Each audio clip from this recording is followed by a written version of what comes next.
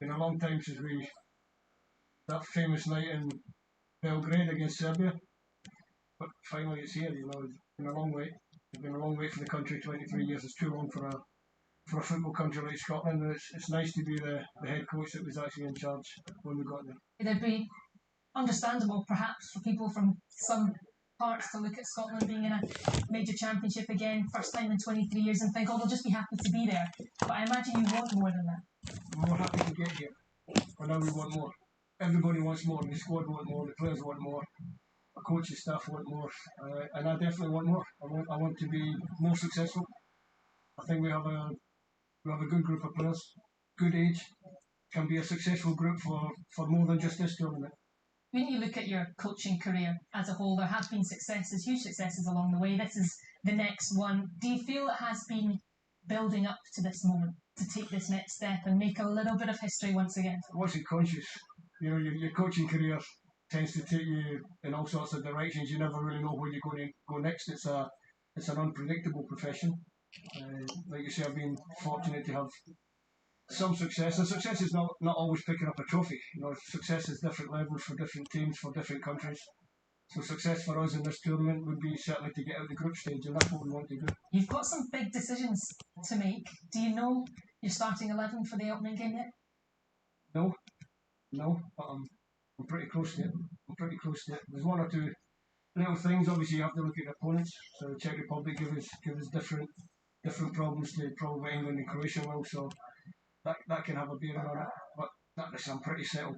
The good thing for me is that no matter who I select, I expect them all to be fantastic for the country. So as a manager or a head coach, that's a big thing. You can trust all your players. Do you do the motivational speeches? Do you take words of wisdom as the players just before they head out to matches? Do you do that kind of thing as a head coach? It's not quite William Wallace type speeches, but I like to try and give them words that make them think a little bit before they go to the game. Obviously, they're going to have to understand the magnitude of the game, the magnitude of the occasion, and they're going to have to handle that. So from me, rather than pumping them up a little bit and getting them even more emotional, it might be just a little bit keeping them calm and making sure that when they go to the pitch, they're focused on the game. Will be an emotional day, but it'll be a great day for the country, and it's a great day for the players, everyone that's involved in getting the country to this stage. And then from there, let's do a little bit more. Well, hello everybody and welcome. We did have some audio issues in the past, but you should be able to hear me well now. That was just an interview with Scotland manager Stephen Clarke, who is taking his country to the Euros for the first time since Euro 96.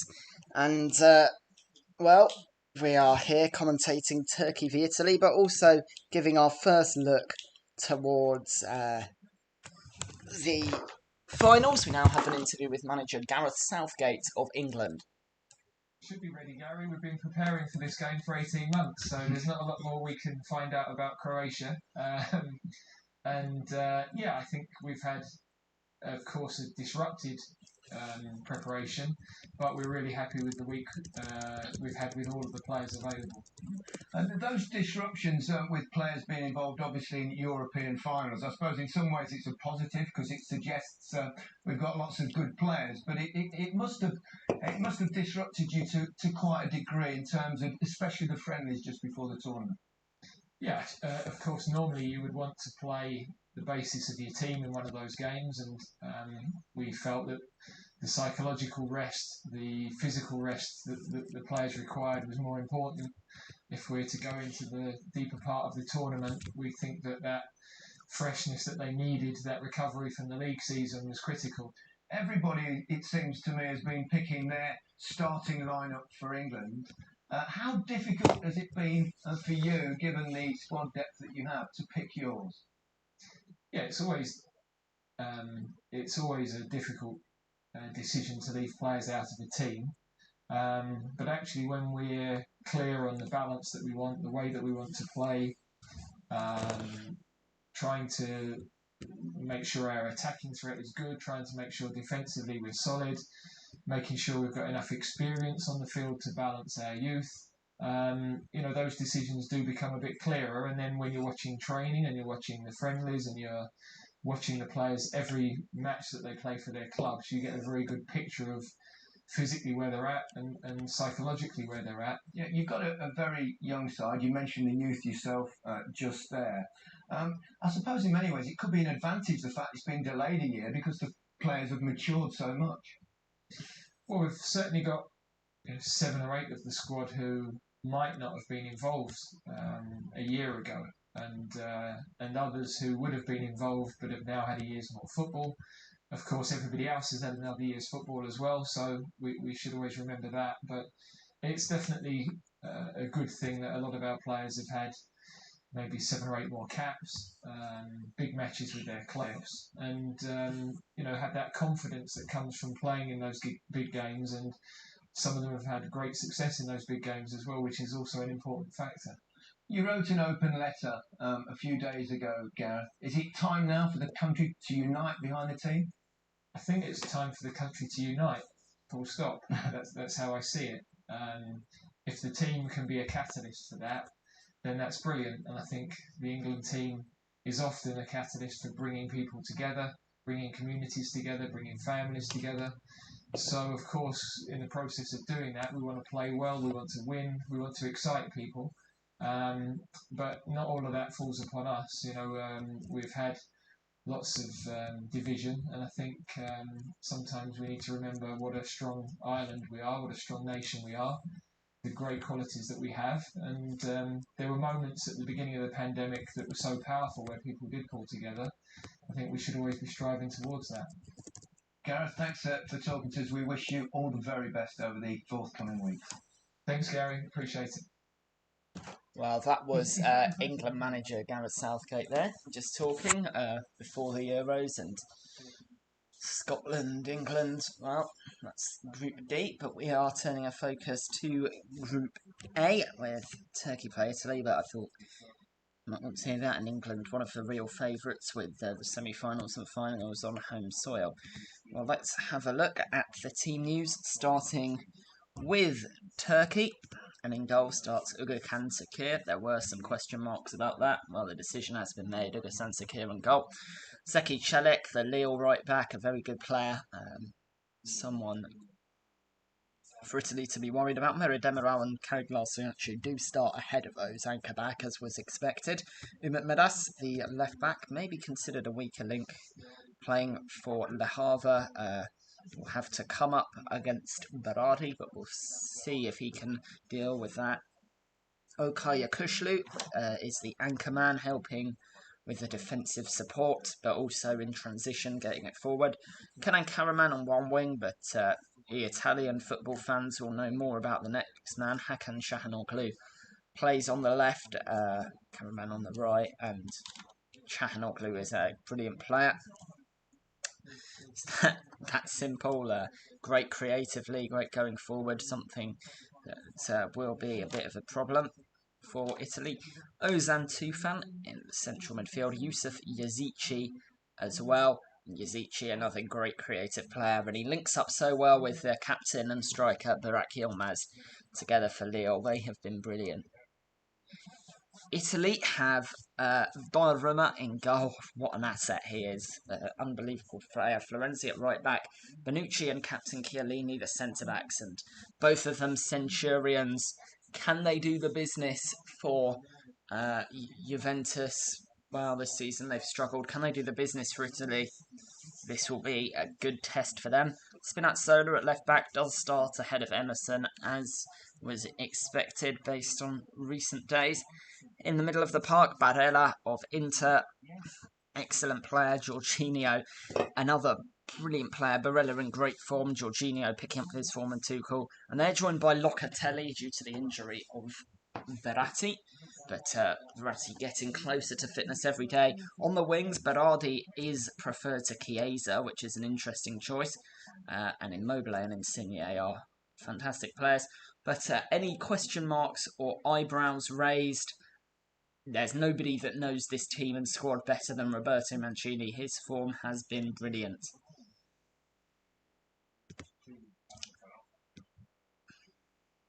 Well, say hello if you're watching. Any questions, comments or opinions are encouraged.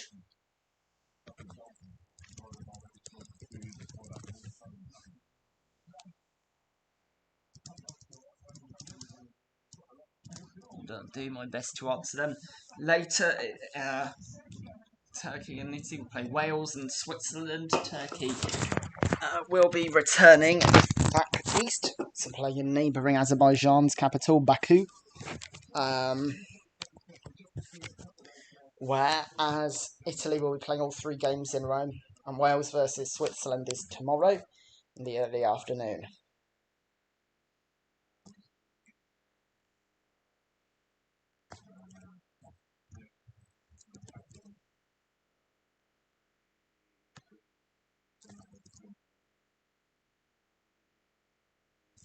Well, Cis Fabregas just picking his England 11. Obviously, I'm based in England, so my TV channel likes to talk about them. But half an hour till kick-off in this game. And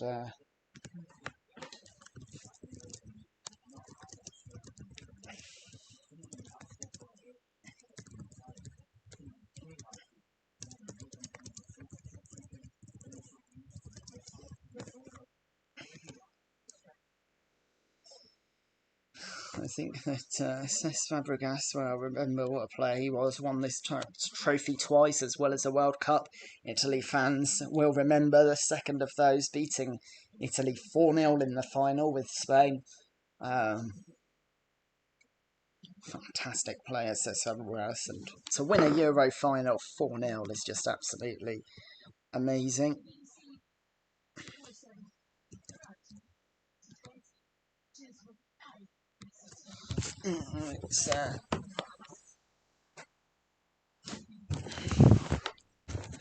Think about the favourites in this, and Italy have to be on that list due to their form. I know they didn't qualify for the 2018 World Cup, but they are really in good form. Obviously, from Group B, Belgium is the standout name. Another really strong team. The Netherlands in Group C, well, they wear their famous orange jersey, and that's why they're so favourite. But they are a team that has been in mixed form. Group D, England, we already talked about. Croatia as well. No mugs either. Group E, Spain, obviously the standouts, and then 3 teams in Group F. Germany, a good team. Portugal as well, a very good team, and the defending champions and winners of the Nations League, but France, the world champions, have to be favourites. Well, the fans have been building up in the stadium, and not just Italian fans, Turks making the journey as well. But they are celebrating together. I even saw a Germany flag in the audience. Everybody is just so happy that football is back. After 5 years, the European Championships are back. And what a place to hold to get us underway as well, Rome. The start, one of the great European empires came from Rome. So one of Europe's capitals, you might say, and still a city with great history and tradition, and great history and tradition for football. As Cengiz Ünder, who is only on the bench for now, will know very well, and I'm sure a lot of the Italian fans will know as well.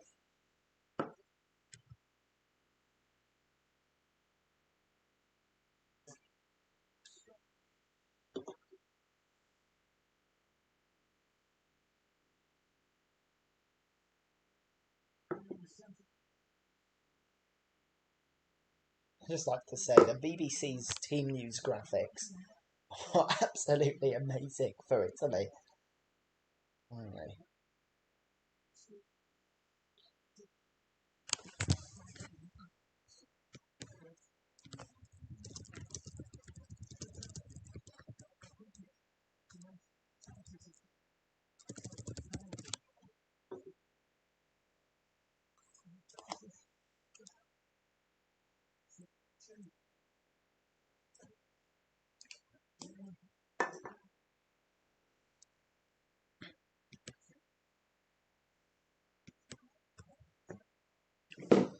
As I said, say hello touching, we're just half an hour away now, and just so much excitement.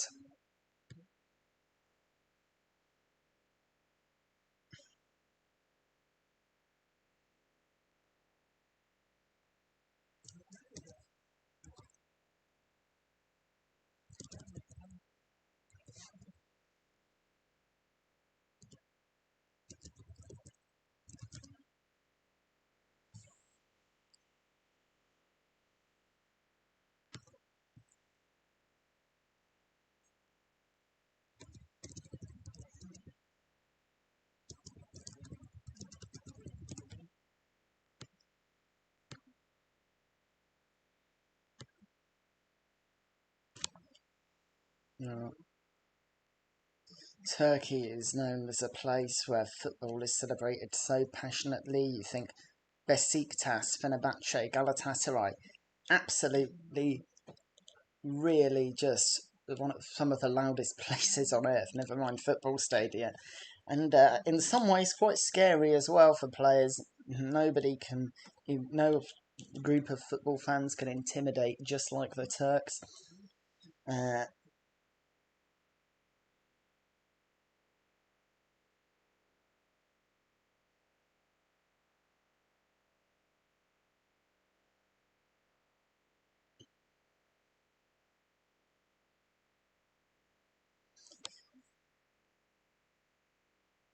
It's a place where qualifying games as well are really light, but they have struggled sometimes to qualify for the World Cup, and the Euros is often centre stage for them. In 2016, out at the groups, but in 2008, the semi-finals. The last time they qualified for the World Cup, they got to the semi-finals in 2002, but that's a long way away now. Days of Hakan Şükür are gone. It's a new generation. The only constant is the manager, Şenol Güneş.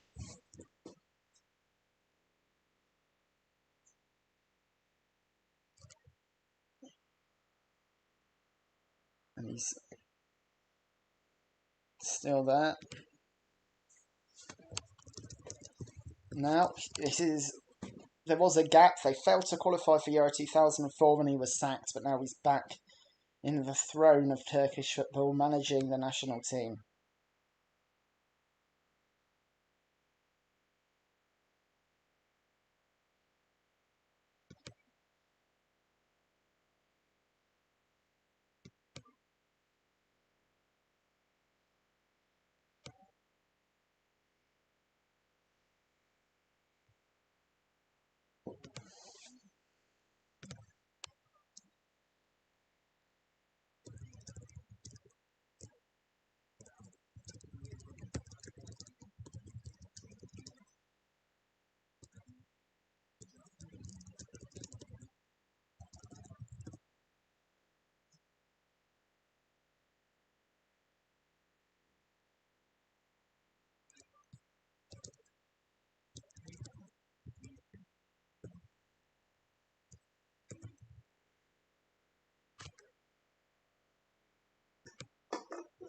Just 25 minutes to go until kickoff now.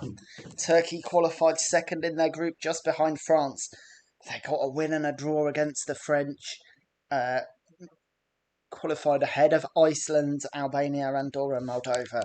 And obviously Iceland, a good team. But they got the job done.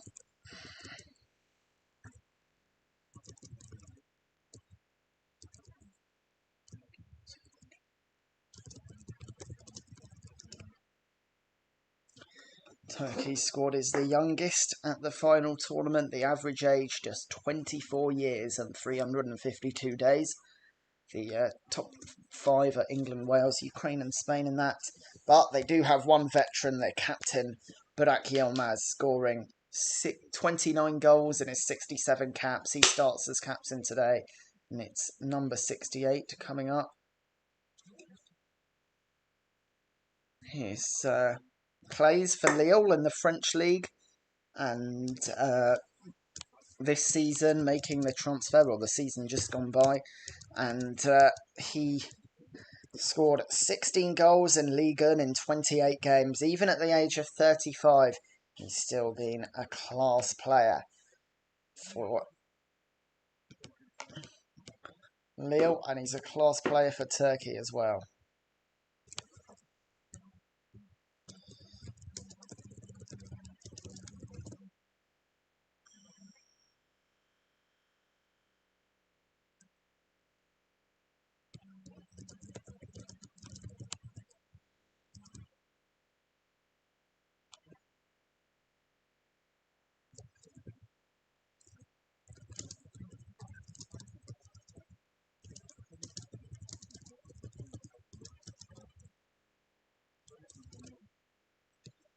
that Lille trio that's really the heart of the team. Yazici, Celik and Yilmaz, but they also have that centre-back, Chala Seyuncu of Leicester. And Seyuncu featured in every game for Leicester City this season as they won the FA Cup. Fantastic from them, fantastic from him as well. And he'll be who Italy need to breach to win this.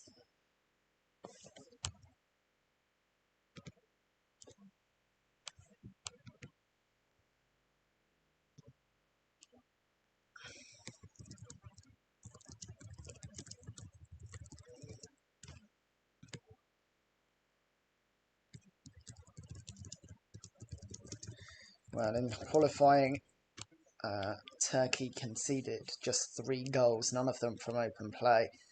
They really are a tough nut to crack at the back. But Italy know it's possible with their firepower.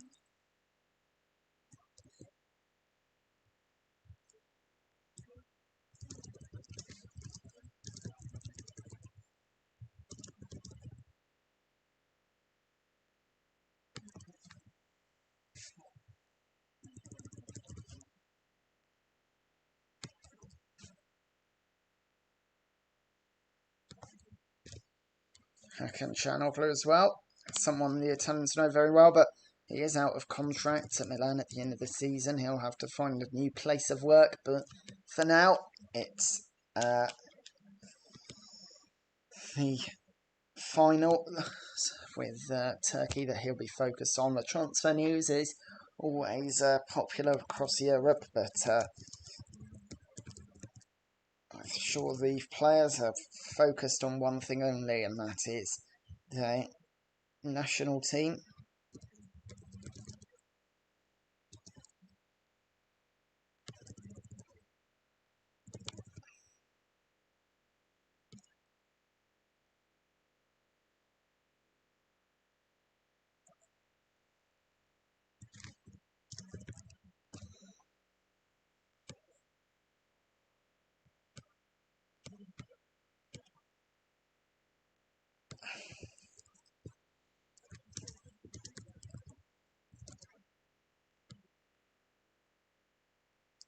Say hello if you're watching. Bunjul says Enes Unal will score. Hello, Bunjul, by the way. I'm glad you're watching. The opening ceremony has started, but we'll start the chat.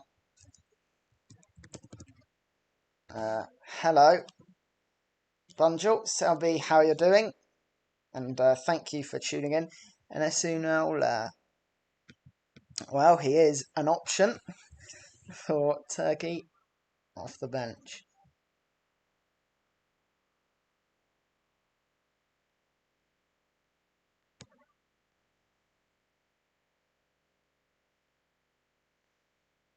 But we'll see if he gets used.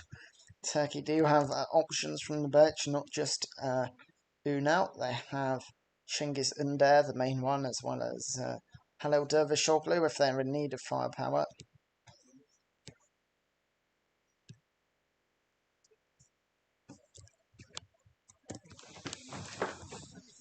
Kick off in 20 minutes.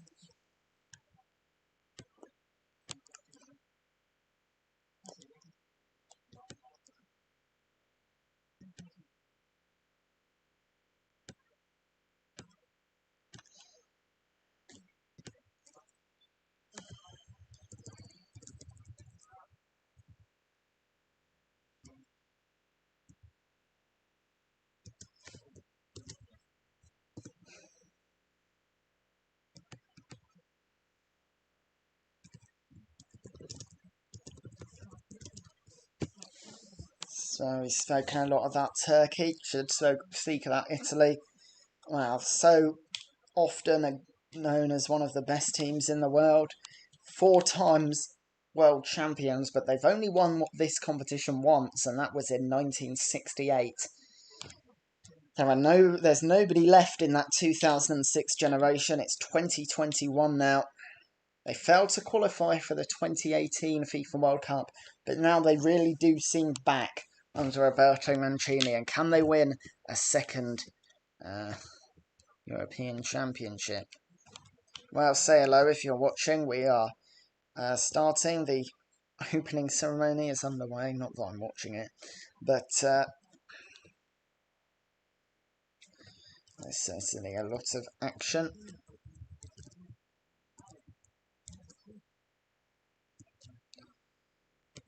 to come.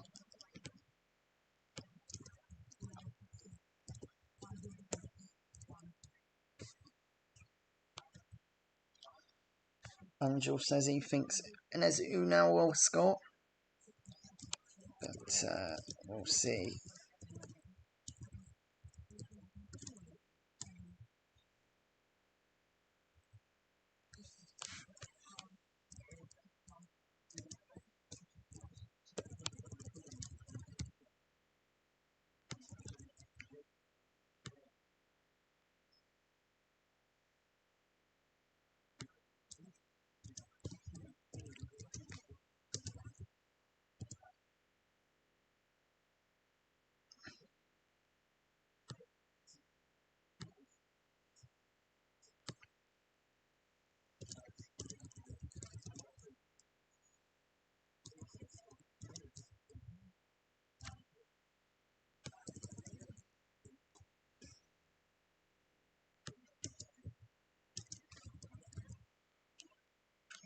A lot of excitement to come.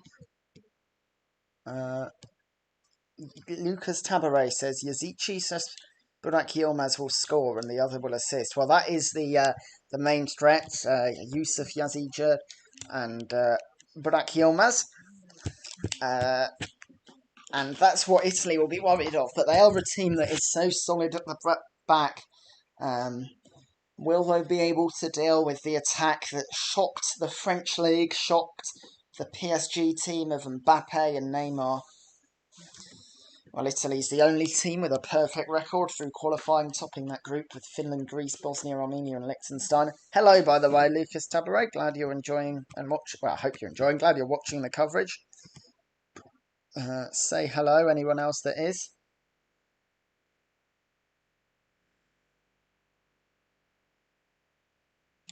And, well, 15 minutes to go.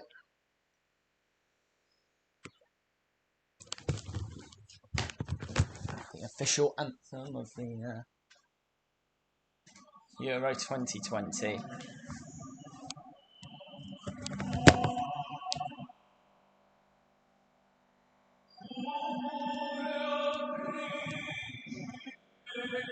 Yeah, it was a weak group. Well, I'll just shut up during this musical performance.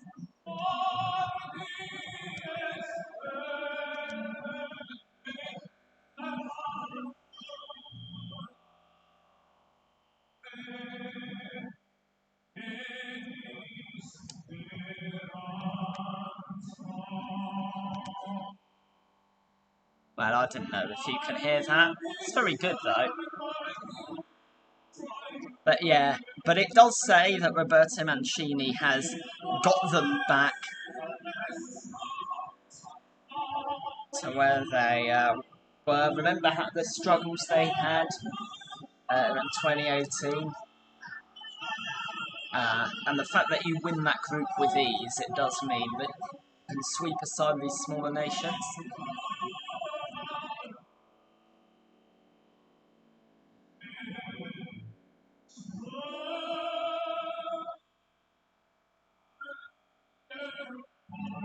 But Turkey's certainly a different level of test for the Italians.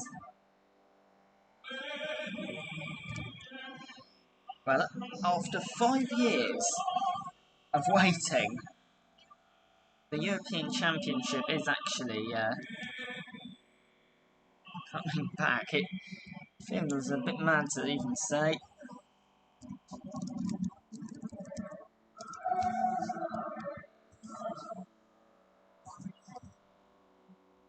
But I really do,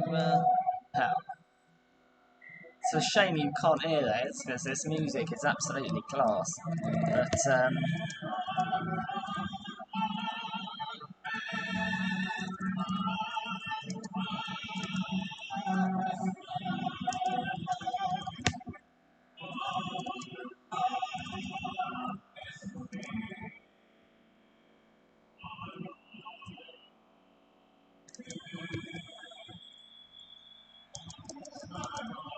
and the fans that are here appreciating it. You've got a woman flying.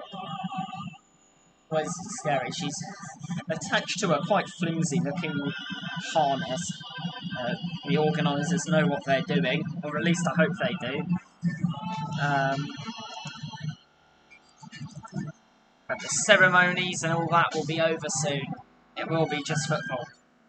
Yeah, I think. Well, I was saying that earlier in the coverage. I was saying Group F is the official so-called group of death, but Turkey and Italy, very good teams. Switzerland and Wales are the weaker ones. But you can hardly count out Switzerland and Wales. I mean, Wales seemed to have a weak squad in 2016, and it turned out that their squad was fine and got to the semi-finals. They've got the firepower of Bale and James. Switzerland, I think, will struggle. And I'm not a big fan of that Welsh squad, but I really do worry about the Swiss. No, Shaqiri doesn't look like his normal self. And after that, their team is quite weak. But we'll see. The people who like to make predictions often end up with egg on their face. And given the format of the group, I think that, and the format of the tournament, I do think that it's, I think that anything can happen. And I know it's a cliche, but here it seems more legitimate than anything. You need to get through a group and then win 4 games to win the Euros. But yeah. Excellent music. It's lifted the news. Bale top scorer with 30 goals. Well, if he scores 30 goals in the Euros, I'll run to the Bernabeu naked. How about that, Lucas? I don't think 30 goals in the Euros. Is likely that would be what? If they got to the final, just over 4 goals a game. But, well, if anybody can, they can. Bonucci and Chiellini, which will be 2 of the people trying to stop him, they've made a combined 997 appearances. 40 goals. So what would that be? Just under 6 again. They've made 997 appearances combined for Juventus. 208 combined, seem to be 210 for Italy. But they've found it difficult this season, and you do wonder whether they will be able to. They'll be able to do it like they have done for so many years in the same way. But we'll see.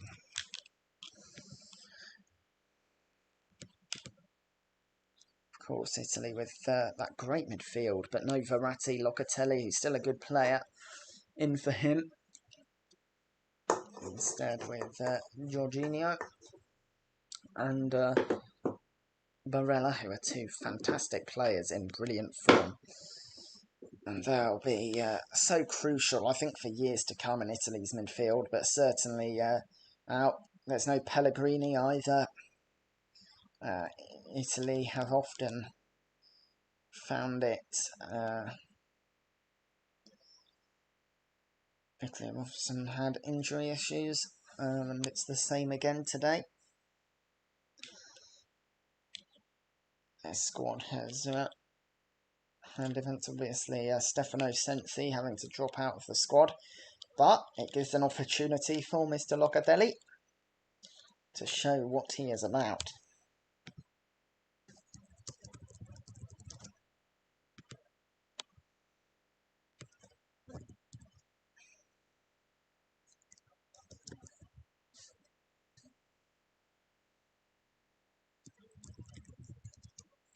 Bale scores 40 goals, never mind the Bernabeu. I'll run naked to Qatar for the World Cup. How about that?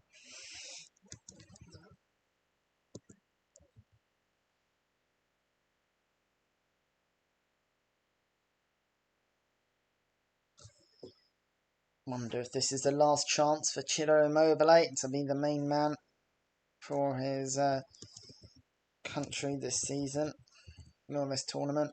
Now that he's getting a bit older, this could be the chance for him to do it on the big stage, because he sometimes hasn't really done it at international level. Now he has a great chance.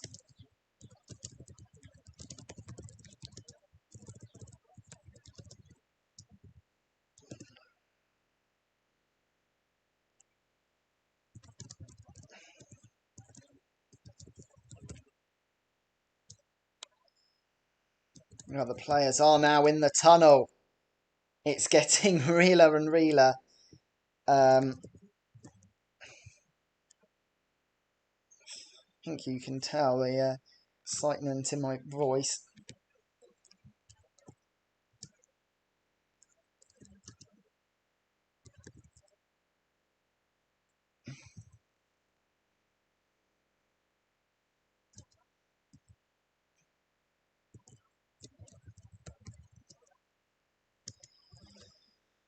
It's nearly here, and any predictions, put them in the chat now so you can look smart when it happens at full time. If you get it wrong, I'll just pretend you didn't happen.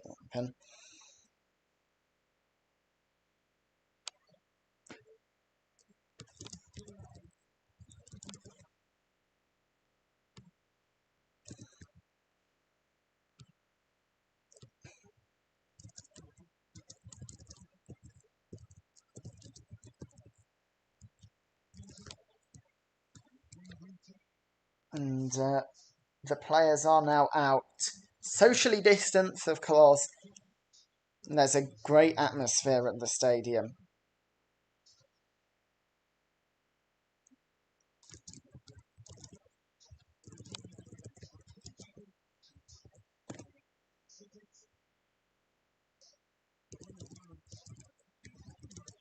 And I like those little VR graphics. But now we will pause for the national anthems of Turkey and Italy.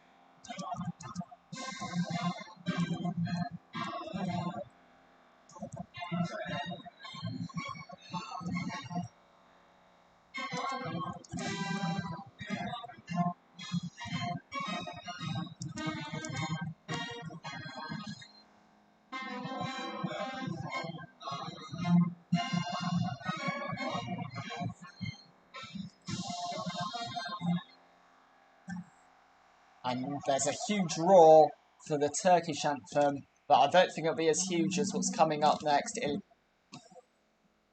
National anthem of Italy.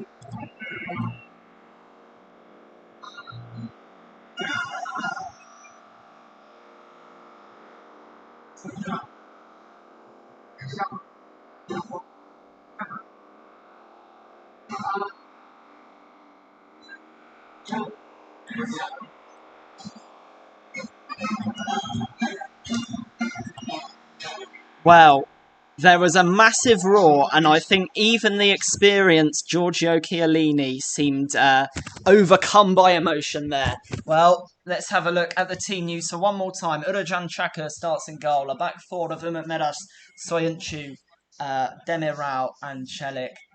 Yakushlu behind Chahanoglu, Yazici, Ofan Tufan and Karaman. Captain Burak Yilmaz starting for Turkey. On the bench, Enes Ünal, probably the main man for Turkey. You can see the full team news on the left of the graphic here. Say hello if you're watching. There's some brilliant atmosphere here at the Stadio Olimpico in Rome.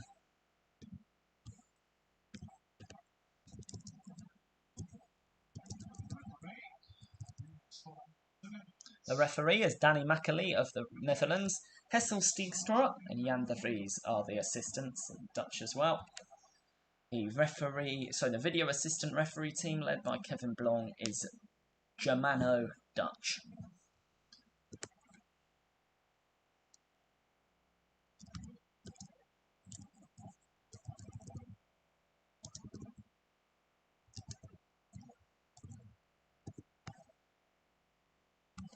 Coin toss is complete.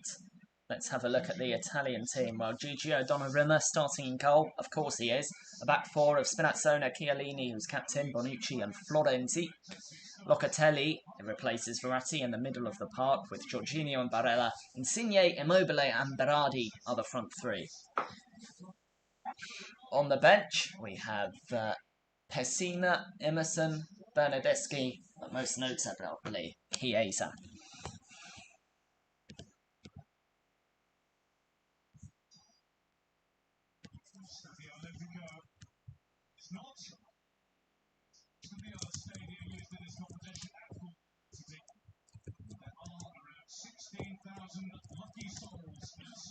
So about 16,000 people are here, and the ball being driven to the centre circle by a remote car, I think. For sponsorship reasons, it seems Volkswagen, to be specific.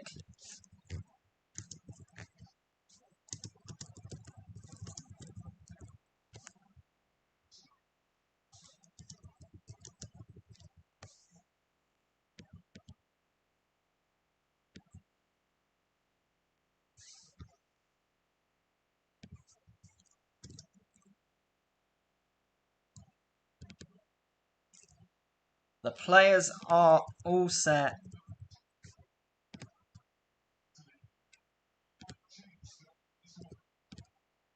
We are underway here at the Euros. It's Turkey versus Italy. And, well, Italy starting with the ball. It's Chiellini who just passed it back to Donnarumma.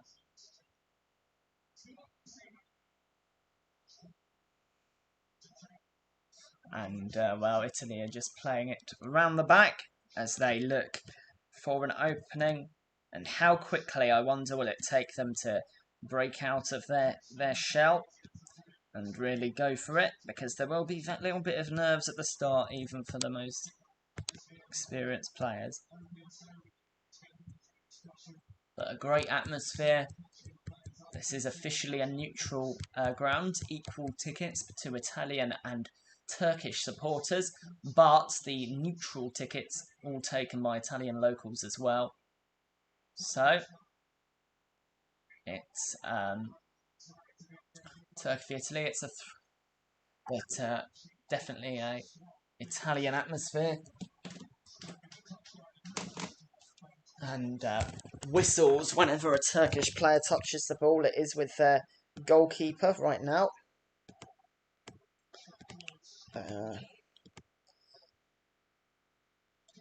Urajan Çakır. Italy in that all-white chain strip. Turkey also in their away kit, which is white. Sorry, red. The home kit's white. And actually now the Turkish fans are whistling, and as I said earlier, the Turkish fans know how to be noisy.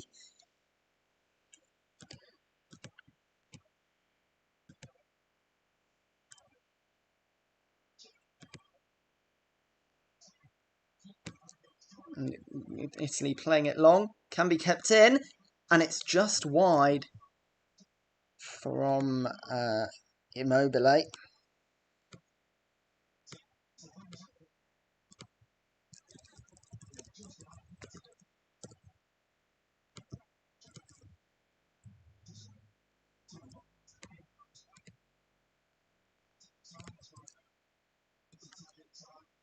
That's a good positive sign from Italy.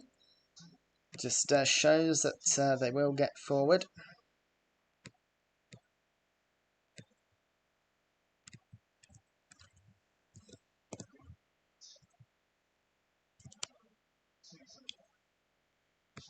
Now for Italian throw-in deep into their own territory on the left-hand side that Spinazzola will take. This game hasn't got going yet, but the atmosphere certainly has. Both teams exchanging whistles.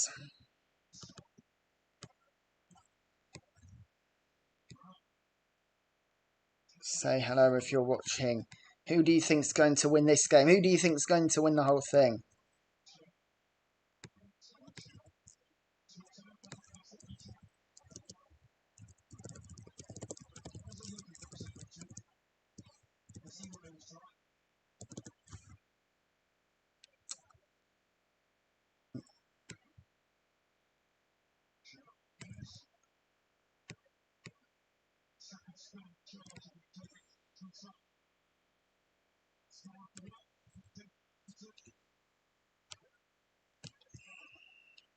So, well, as I said, not a game with too much chances.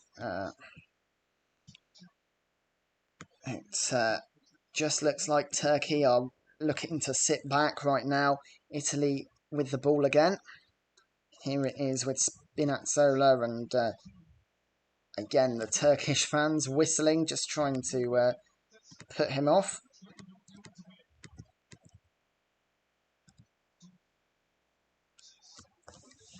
Italy just passing it around the back as well. And a long ball headed away by the Turks, but only as far as Chiellini. Can Italy come forward? No. Again, just waiting for Turkey to leave the gap open. Not moving too quickly. It's forward by Bonucci.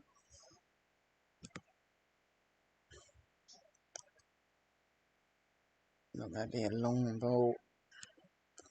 Still playing around the back to Chiellini.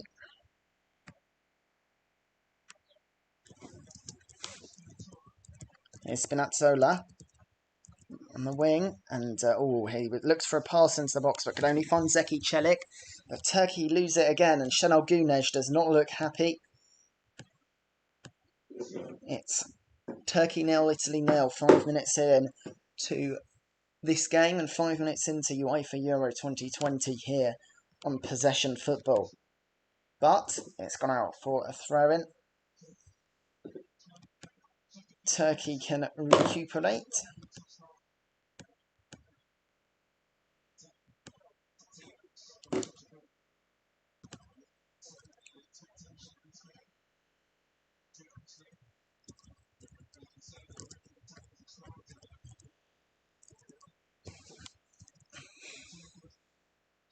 And Italy win the ball back again and have it in the back, but now they are coming forward more quickly.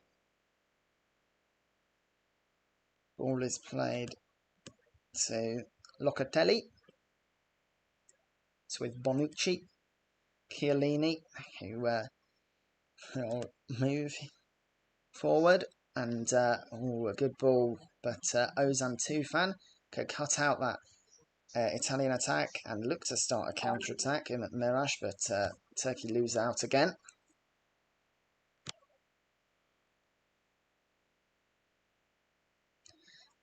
Still Turkey 0, Italy 0. And, well, you'll be hoping this game puts into life. Oh, and that was another forward-looking ball. And brave goalkeeping from Urojan Chaka. But good play from Italy. It was just an important intervention by Mere Demiral to stop it going forward.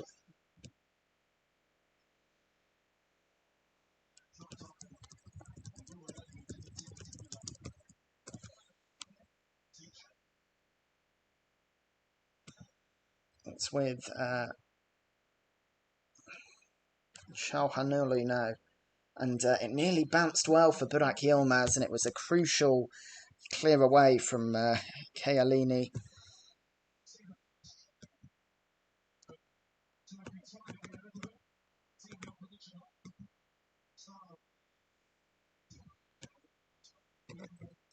And Italy can regain possession. It's now getting a bit end-to-end stuff here. Here's Spinazzola.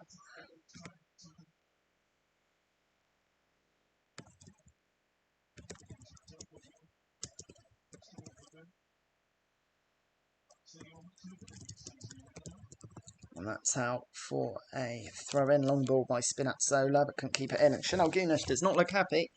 Just having a chat with Kenan Karaman there. He has the highest standards for this Turkey team. And no doubt, they are a very talented set of players.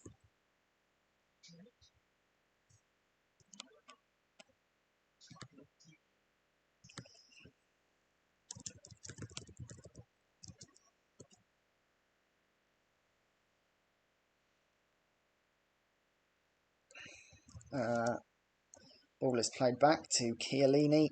It has looked like a case of just holding up the play so far for Italy, and going forward when they feel like it. Now that's more interesting. A long ball by Locatelli, but doesn't come off. Good from Medash to head it back to his goalkeeper. Was looking for Berardi, who was picked over Chiesa, which will be somewhat of a controversial choice, especially if they don't win this.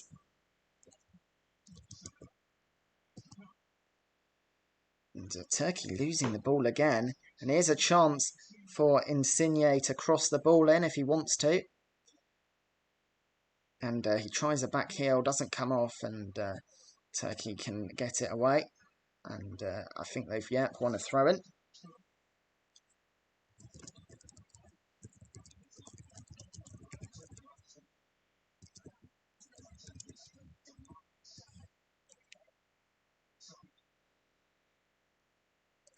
Just about to enter the 10th minute, and it is Turkey 0, Italy 0 here on Possession Football.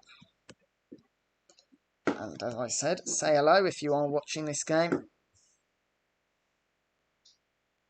Plenty of excitement, I'm sure, from all across Europe.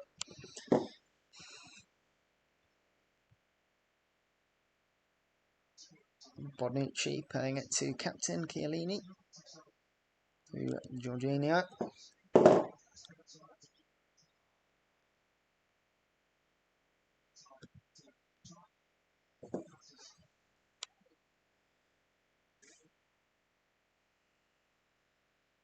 And I have liked Italy's back four. Passing has looked good, but when they get the ball, the noise from the Turkish fans might be putting them off a little bit. Who knows?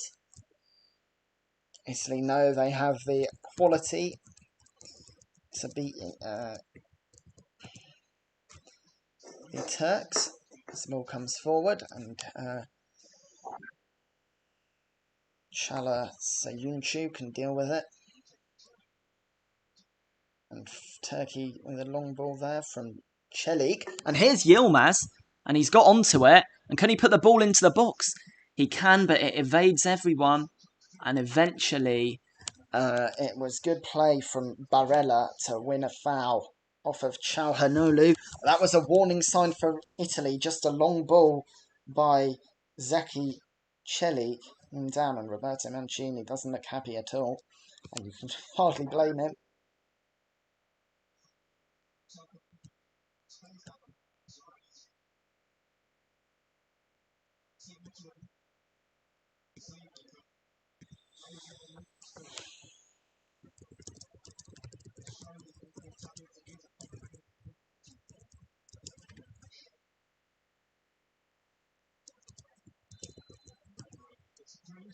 Looks like there has been another foul there.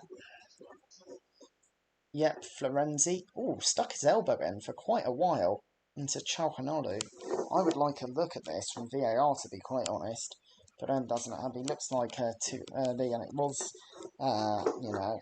probably was just a foul. But it would have been interesting if they did have a look at it, what conclusion they would have came to in the end. They haven't, which I think is fair enough.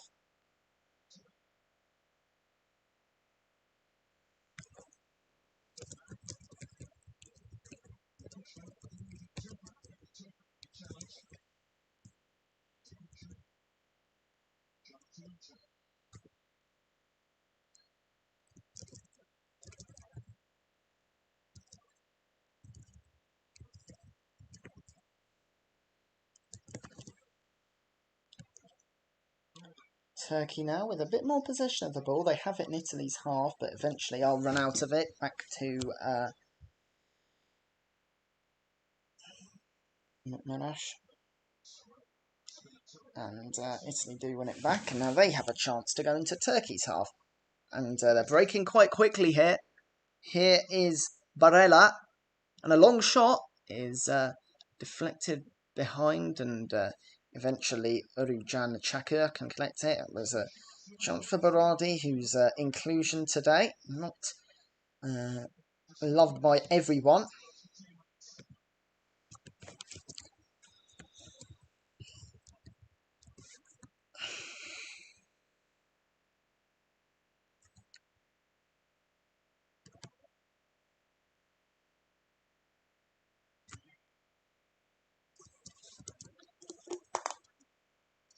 Another chance for Spinazzola to come forward and put a cross in, which again is dealt with and headed away by Meri Demiral, who has looked good so far.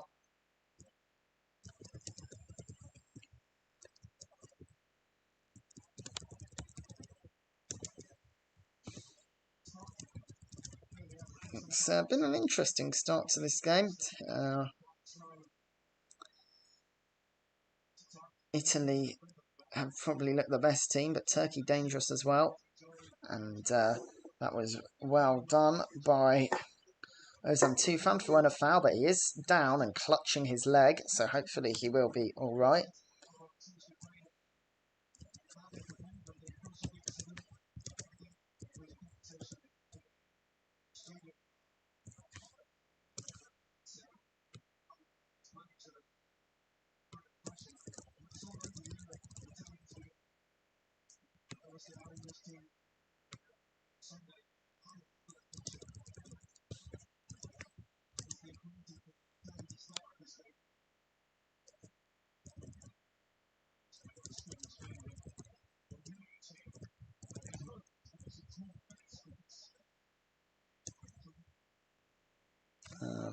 Meri Demiral passing it to Sayuncu, and Sayuncu losing out there, and Italy with it forward, and it's Spinazzola. Good ball forward, but Berardi's cross blocked by Demiral, out for a throw-in.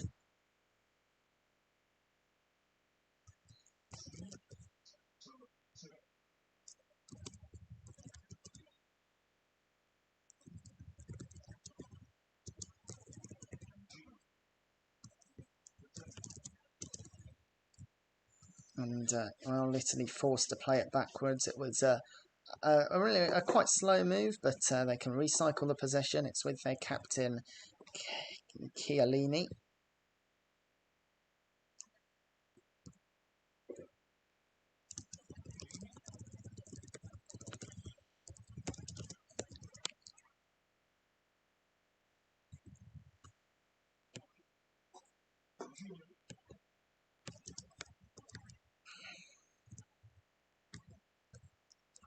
And Castrovilli has a chance to put it in. And it did hit Czeki Selic on the arm. Danny Macaulay saying no penalty. But a big appeal from Italy. We'll see if that goes to the VAR, but Italy are recycling the ball. Here's Insigne, and it's a great ball. Insigne wide, and he really should have done better. He opened up his body well, but didn't get the curve on it and put it wide. And that was a really big chance for the Napoli man. Well, I think the handball would have been tough on Celik straight at him. I can't believe Insigne's missed that. Trying to find the corner, but puts it wide.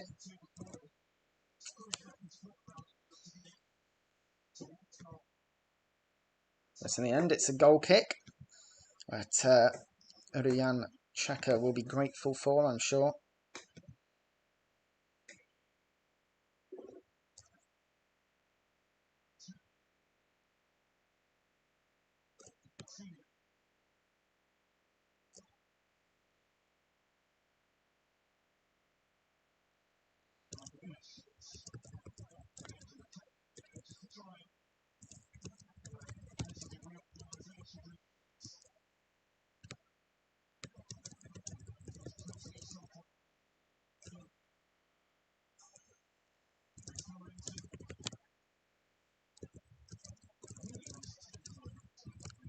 I do like the way Italy have started this game though, going forward. They've really upped the tempo in the last 5 minutes and they've controlled the tempo the whole game. Here they've won a throw in deep into Turkish territory on the right hand side. Came off of Mirash. Just good from Barella, looking to come forward, but a nice tackle from the Le Havre man as well. Cross coming in again. This time it's Yokushlu on hand to head it away.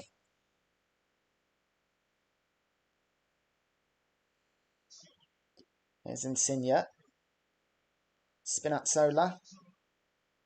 Insigne is brought down, but legally, and Turkey not giving any space to breathe, eventually forced to take it long, which gives Italy back the ball again. And here's Bonucci making a run forward, and that's a long shot from Bonucci. A very long shot, and it was wide. Well, if that went in, that would be a special way to start what is a special tournament.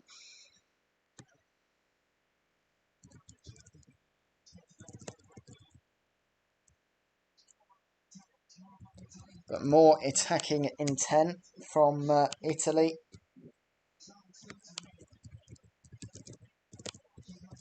But the pressure on Turkey, who taking those long goal kicks. And we'll take another one this time. Turkey not giving space to breathe, and Italy are just looking. Eventually that mistake will be made, they think. But this is against one of the best defensive sides in Europe. See whether they're right.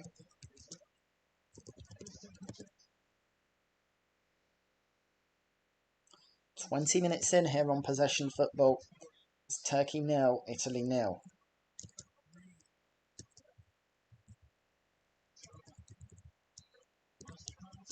And Italy making another appeal for a penalty, and this one was stronger. They're surrounding Danny Macaulay with the ball put in by Immobile. The Dutch referee unmoved. Will it go to VAR? Well, it was a move forward. And Immobile with a shot. And Soyuncu, who put the hand into his body. And I think there's no way that's handball. And the VAR team has agreed with me and agreed with the ref. No penalty.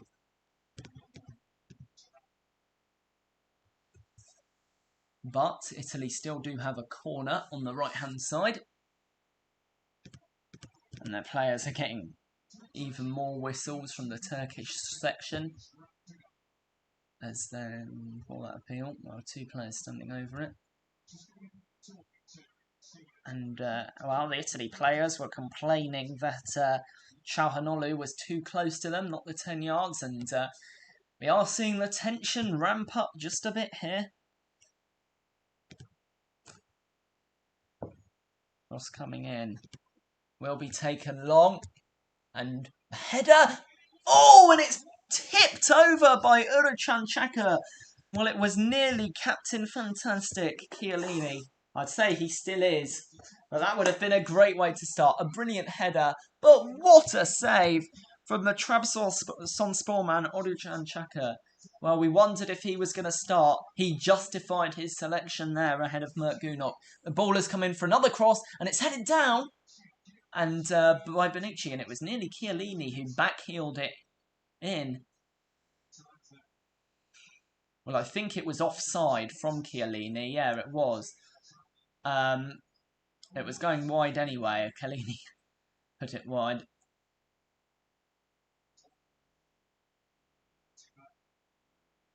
What a save! And all the Italian players were ready to run off the bench and celebrate, but it didn't happen. Well, Orucan Çakır has been liberal with his placing of the ball. But he takes that long free kick straight to Gigi Donnarumma.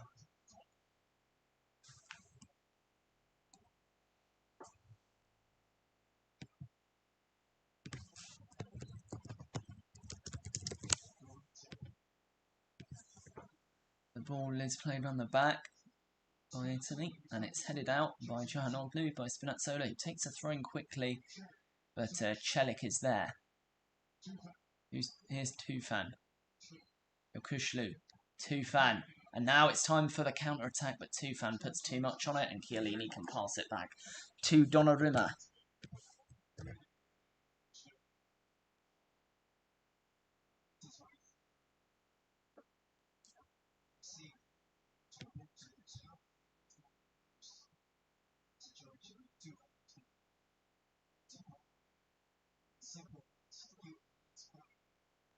And Italy just slamming it down, but they know that they can turn it back up to 11 whenever they want. It's a ball by Chiellini out to Florenzi, who's seen much less action than Spinazzola on the right-hand side. Is that his chance to? No. It's knocked on by Tufan, inadvertently to Spinazzola, and he puts the cross in, but it's cleared by Çelik. Back to Florenzi. Florenzi on the edge of the box, plays it back. It's now with Locatelli, and eventually a good, solid tackle by Çalhanoğlu, but couldn't start the counter-attack, which it looked like they might be able to. And in the end, Turkey play the long ball, keeping possession. Çalhanoğlu again.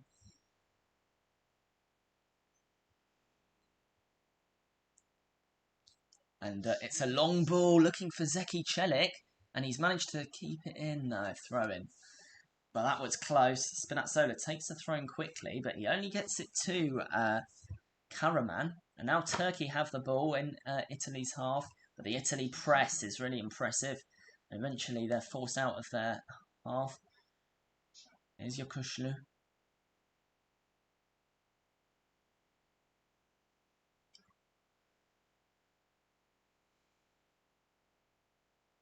Back to Orucan Çakır, who takes it long. It's headed on by Tufan. The pass made to Yilmaz. It's in an offside position. Turkey are, to be honest, being quite wasteful. They don't have too many chances with the ball. There was no need for Yilmaz to be offside there. And they've turned what looked like a good opportunity to make a chance into now a period of defending, because they've given Italy the ball, and coming forward, it's with Chiellini.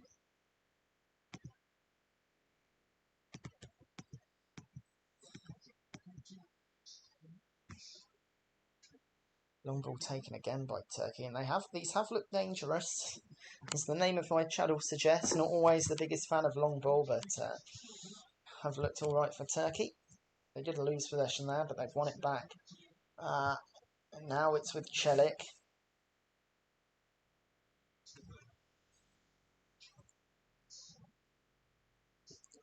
Here is Karaman. Back to Çelik. Demiral. Soyuncu losing out. And, well, he's saved by Yazija. Eventually, it's out for a Turkey throw-in.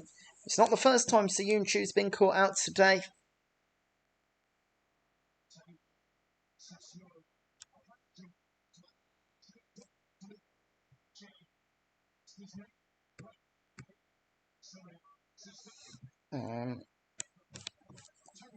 Turkey winning the ball back, playing it forward.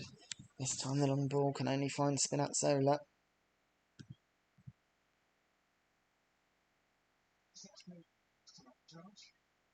Back to Bonucci.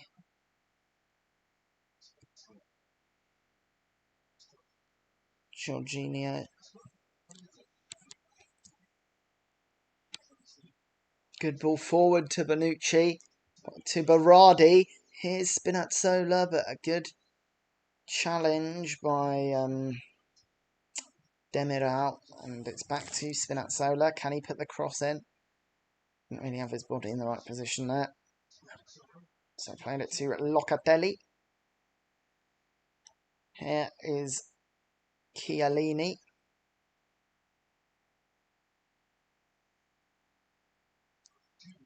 Jorginho.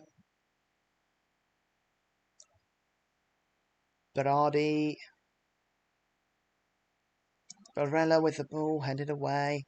Out for an Italian throw-in, deep into Turkish territory that Florenzi will take. Berardi. Oh! And that is surely a penalty, no? Risky challenge, no doubt. It's still with Italy. Spinazzola, wow. A long shot over the bar. Will there be a VAR check? Barella was the one that missed it. But it was Barella. Oh, that is clumsy indeed by Yusuf Yazija. Italian fans roaring at Danny Macaulay. Give a penalty. That's not given. And doesn't look like it will be given. Well, something Urujan Chaka can do is smash a long ball forward. The goal kick's going into Italy's final third, and I think Turkey are just hoping it bounces for them, but it can be risky, like now, because Italy can break. Here is Spinazzola, and he's into green space, and it was really well done. Ozan Tufan coming back to deal with it. Italy should have done better from that chance. In the end, they've given away a free kick near the halfway line. That was a professional foul, and I think it's lucky not to be a yellow card from Florenzi, stopping a counter-attack. Here's Soyuncu. Goal to Burak Yilmaz, but he was in an offside position again, and is flagged as such. Oh, it was close, but he's been caught out by Chiellini a couple times. Now, it's played down the wing to Insigne. Spinazzola.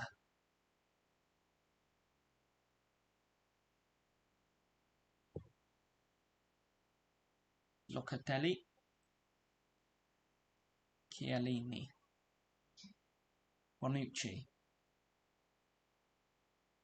Chiellini. Locatelli. Spinazzola. Oh, and a great cut inside by Spinazzola. Here's Insigne. Ball play back in, and it's off Tufan's backside, actually, for a corner. On the left for Italy. They are looking really dangerous.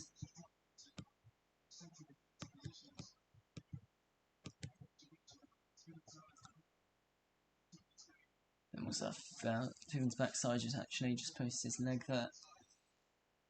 But it will be Berardi that takes it, the short option, who is Insigne, is taken. Back to Berardi. It's out to Jorginho, he puts the ball in and punched away by Urujan Chaka, who actually brought down Chiellini. And Chiellini's like, well, hold on, he's brought me down, but Chaka did get the ball. It's out for an Italy throw-in anyway. say hello if you are watching. Here on Possession Football, it is Turkey 0, Italy 0. Ball played in. Oh, nice ball by Insigne. And the cross, and it's headed down and wide by Immobile.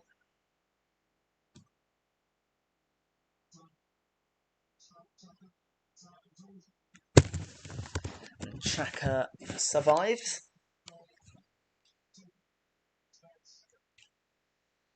And Turkey survive, and despite all this pressure, they have gotten their clean sheet. It has been an entertaining first half an hour.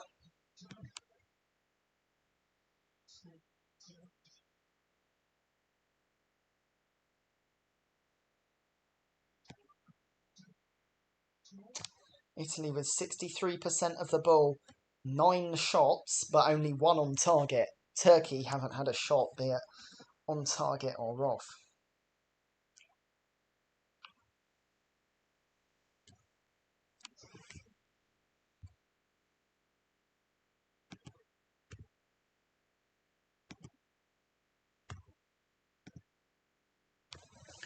Ball played forward, but out wide. Poor goal kick.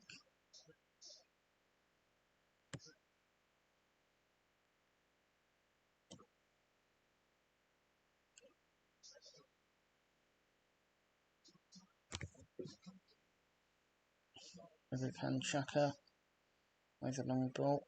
Out for Italy throw-in quite into their own half, and Xhaka apologising for that one.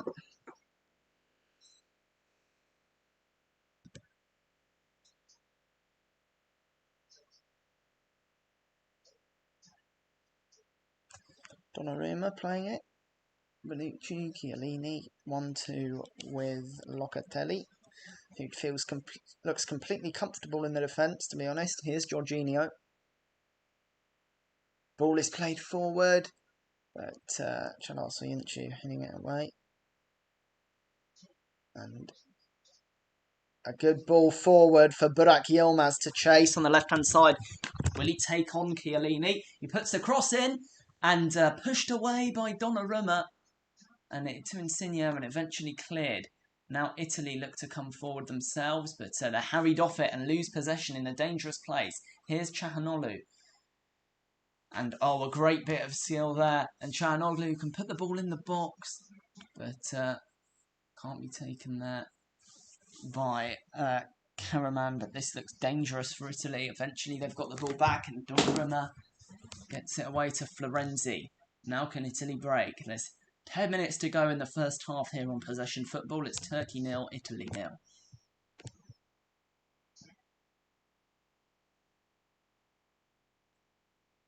Here's Jorginho at the end of the box. Berardi looking to find Ogo, but doesn't. But it's a mistake there by Yazica, and it's out for Italy throw-in once more. The Turkey defenders all tired. You can see that Yokuşlu, especially the anchorman, looks already out of breath. It has been a really tough game.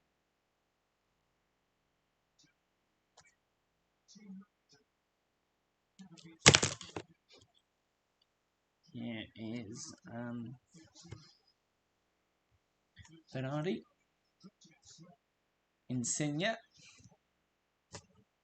Played forward, out, but back to Chiellini. Plays it to Insigne! Straight at Urucan Xhaka. And a good shot in between Demiral and Yokuşlu there. But the Turks survive again. It was straight at Xhaka.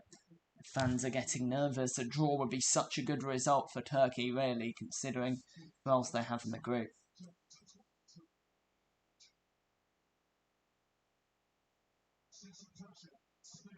So much pressure from the Turks. It's headed on by Çelik, Yazica, and it's back by Sayunchu to Chaka. And a 1-2 with Demir out.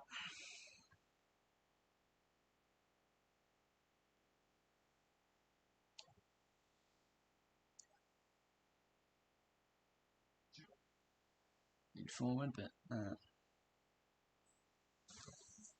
straight to Mancini.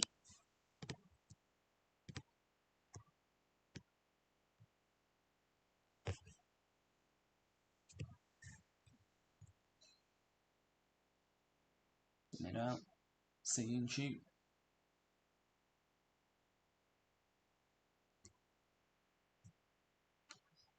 And Chaka with another massive ball. Out for an Italian throw-in again. I just think that I can understand why they're taking it long, because the Italian press has been very good. But his ball is often too long, where if any Turkey player would be able to get them, he'd be offside. So Cheka just maybe needs to put 60-70% on it of what he's currently doing, which is just smashing them into orbit. Here is Chiellini, Spinazzola,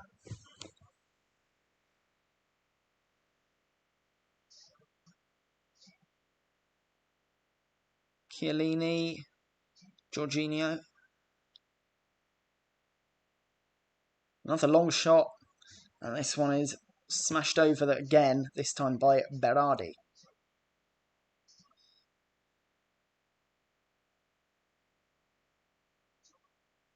And from that range, there was no pass worth a go, but not going to finish. Wonder what Roberto Mancini will think of it, though.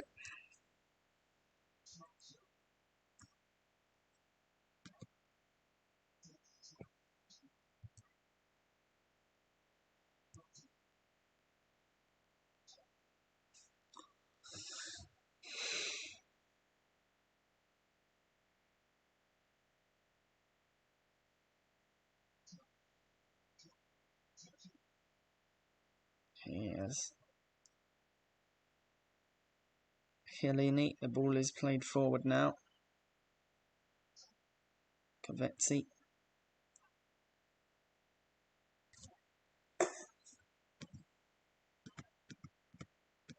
Berardi. They've lost out. Here's Yokushlu. Karaman. Not this time. And Italy can get it back to Donnarumma.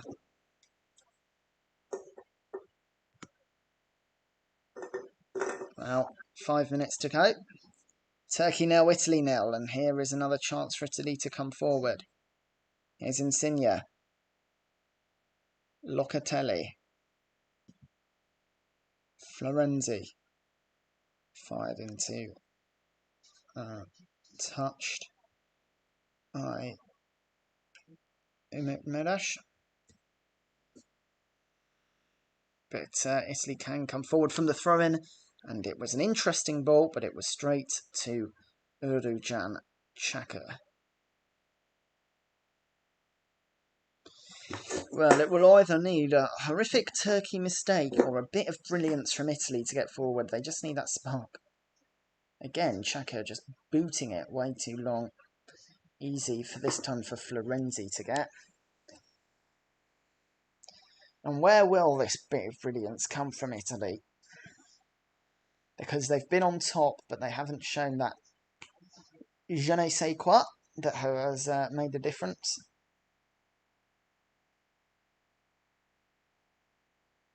Here's Insigne.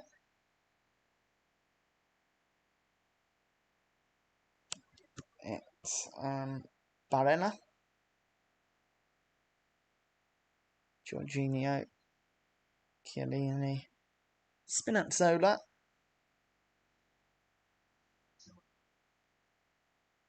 Into the Turkey box. They'll have to be careful. You see a penalty as being the way forward. Eventually, it hits the referee. Chiellini to Spinazzola. Play on because Italy have kept it. Spinazzola into the box. Cross misses everybody. Florenzi can collect the crumbs. Here is Barella out to Florenzi, crosses too deep. And, well, again, the position can be recycled, this time by Locatelli. Here's Insigne. Immobile, forward, but not. Yeah, here's Chiellini. And Chiellini goes down, but it was a fair challenge, and Turkey can clear it, or at least semi-clear it. Şenol Güneş isn't happy. You can tell he was just... Merash, I think, who cleared it and didn't clear it too well. Here comes more passing, more pressure, and eventually the shot is away by Immobile, but it's straight at Xhaka again. Everything Italy have done, Turkey have dealt with so far. The only chance that looked like going in was that header from a corner from Chiellini that was tipped over by Xhaka, and the Turkish defence do have to be complimented as much as the Italian midfield for creating the chances. And now, here's Burak Yilmaz. Yilmaz is away, and he's brought down by Chiellini. I think it was fair, but it should be at least a corner, no? I think he's given a goal kick. But Chiellini with a smile. He enjoyed that little duel with Yilmaz. Oh, I think it did come off Yilmaz last. But if Chiellini made no contact, there is reason, I suppose, for VAR to just take a look. I think it would have been soft. The final decision has been made. It is goal kick. And interestingly, Chiellini actually took the goal kick just so Donnarumma had more options.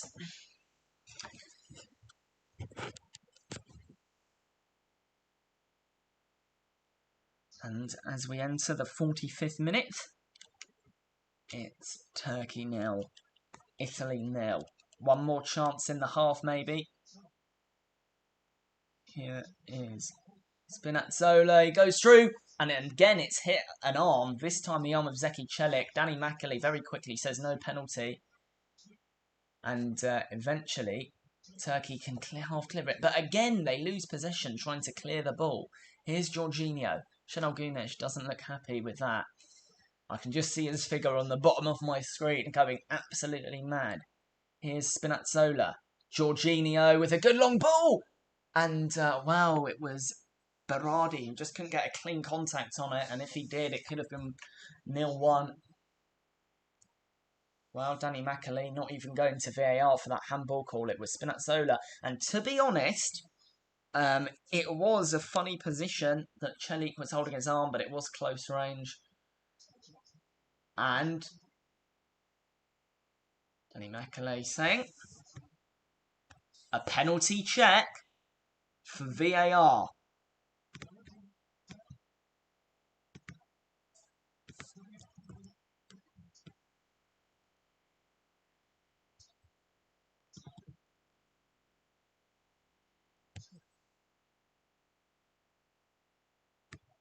Looks like a free kick given. And yeah, the VAR check now officially over.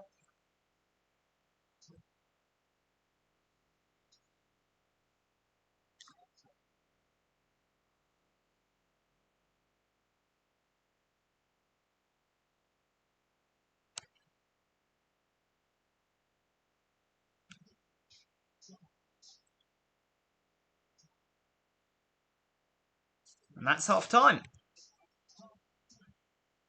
Italy have dominated the half, but that means nothing because they haven't actually converted that into goals.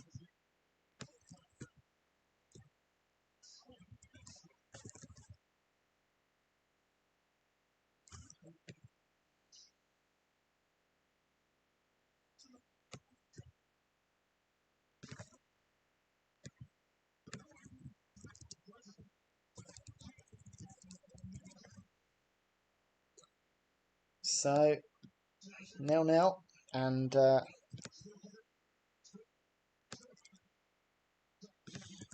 Turkey will be the happier of the two teams because their defence hasn't been troubled that much. They've huffed and huffed, but they've never really scared Turkey. The closest they came was when a header by Chiellini was pushed over. But and they look the most likely to score, but they haven't done enough with their 67% possession. Their 14 shots, Turkey have had none.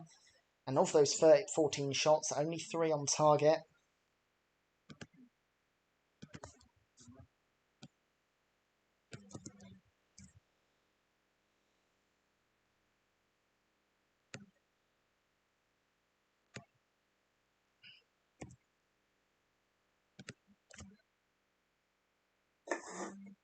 Say hello if you are watching.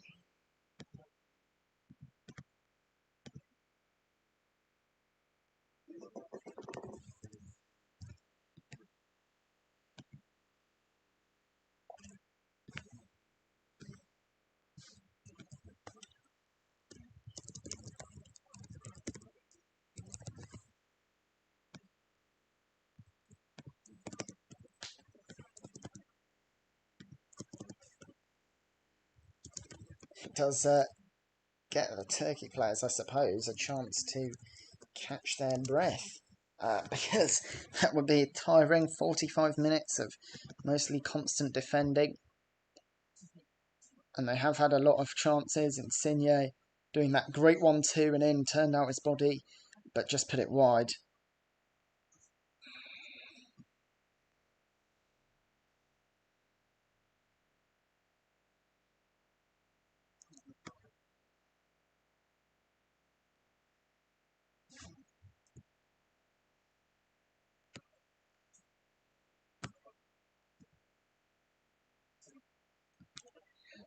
From corners, Chiellini obviously getting that save off of Chakad.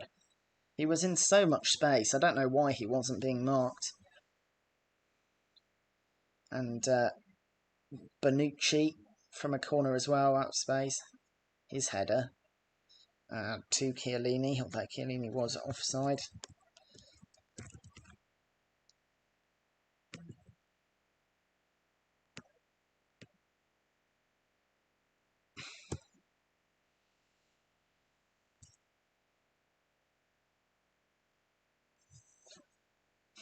Immobile has had chances as well.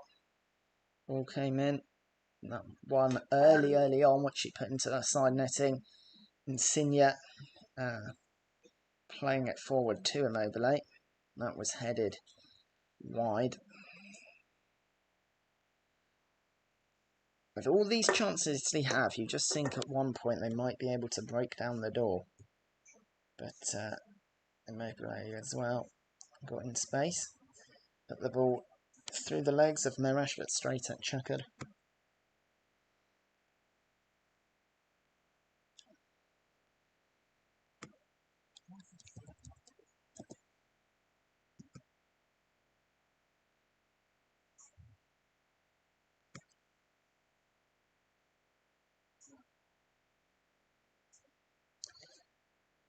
Turkey, when they have got the ball, have not really been able to get forward. When they win back possession, it's just all the players keeping their defensive zones, and when the ball is won again, unable to pass it, and they're just having to take it long, and then that gives Italy the ball again.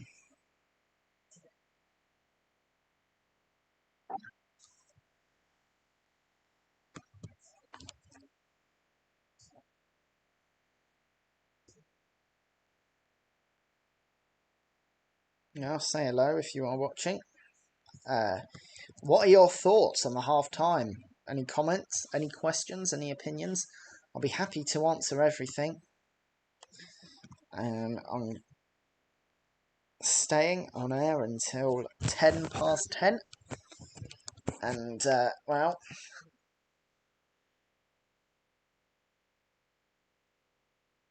kick off. So that would be what?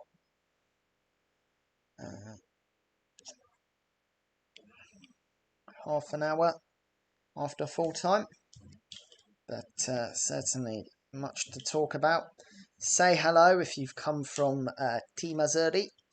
Twitter page, especially. What do you think, Italy fans? And if you look for some halftime reading, there's plenty of it on the website, team-azzurri.com.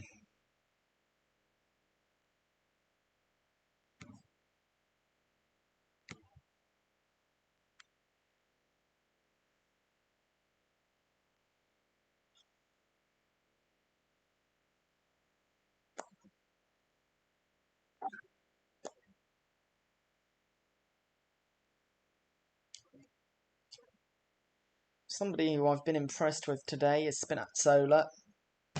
Probably out of the fullbacks, you'd have thought Florenzi would have done more, but no, Spinazzola's looked really good today.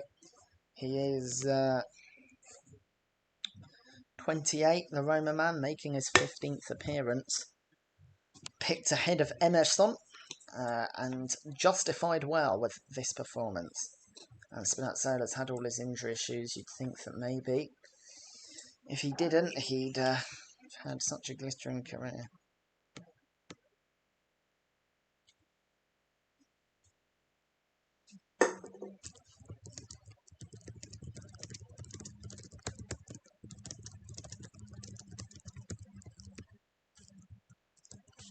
I think Locatelli has fit in well to that midfield. Jorginho as well, been very good. Has been encouraging for Italy if they haven't got the job done just yet.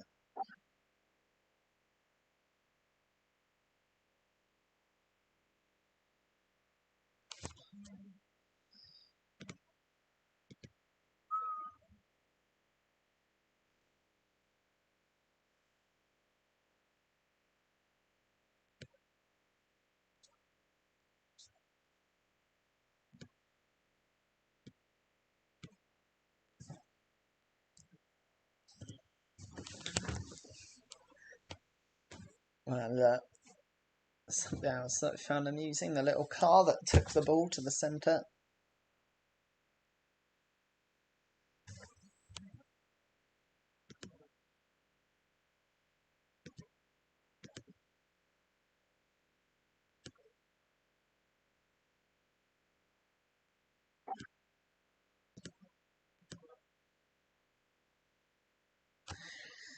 Well, tomorrow we have Wales versus Switzerland. As they look to emulate and come top of ahead of these two teams. We have an interview with Gareth Bale. You've got a chance to do that once again. Obviously, everyone knows what happened in 2016, but yeah, this is a new task, this is a new challenge. We know it's going to be difficult. We know the nation is behind us. They were last time, they always are, even in friendlies. So we're definitely going to be looking online to see the support we have back at home, because obviously the atmosphere is different in this tournament. So yeah, we'll definitely be drawing off them back home watching us play. You don't need the armband to lead your country. You've done it with your performances, the goals you've scored, you know, the way you work for the side. But you must be so proud to lead Wales out in the Euros. Yeah, no, it's one of those things you can dream of when you're a kid, leading your country out into a major tournament. It's probably one of the biggest accomplishments I'm going to have. So yeah, I'm looking forward to it. But the most important thing is that we perform as a team together, like we always do, and as long as we give 100% on the pitch, then we can have no doubts after. It's important and imperative to get off to a good start. Yeah, no, it's massive, and we're not thinking past Switzerland at the moment. We have a very difficult group against some great teams, and we need to try and win that first game to put us in a good position going into the next two. But we know it's going to be a very difficult game against the Switzerland side, which I think is ranked inside the top 10. So they're there for a reason. They're a great team, but yeah, we believe in what we do. We believe in how we play, and we believe we have a game plan to win the game. So hopefully we can execute and get 3 points. So that is asking the questions. Gareth Bale of Wales, and he'll be of a threat to both these teams, where both of them will play at their sort of home venue. Italy at Rome, Turkey in Baku, Azerbaijan.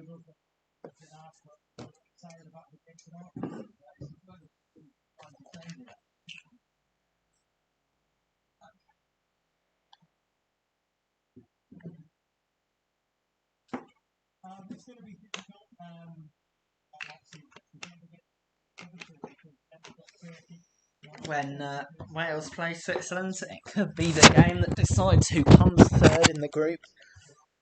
If Turkey and Italy draw or win their other two games, which seems a very distinct possibility right now.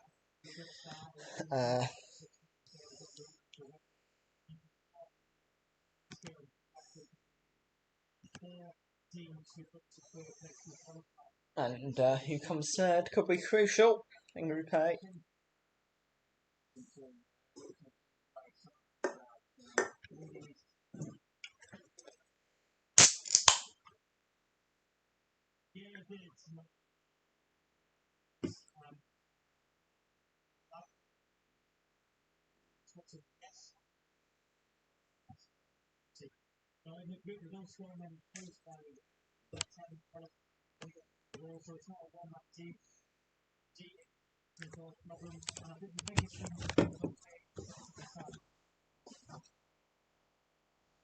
We are just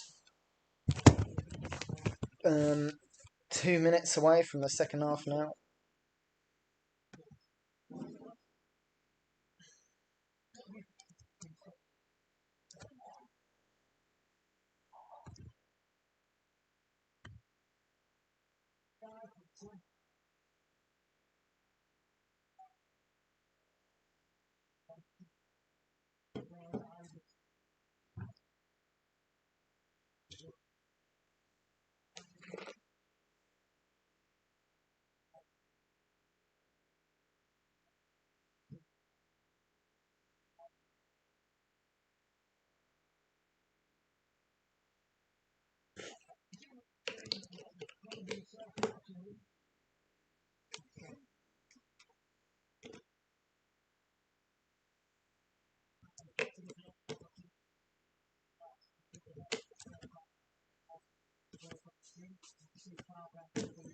And Robbie Savage had just said on BBC the best thing about that half was Roberto Mancini's suit. I agree with him. The Italy players looking very dapper. Well, we should be live for Wales versus Switzerland from 1:15, kickoff at 2, and then later after that is Denmark v Finland and Belgium against Russia in Moscow. So many games coming up.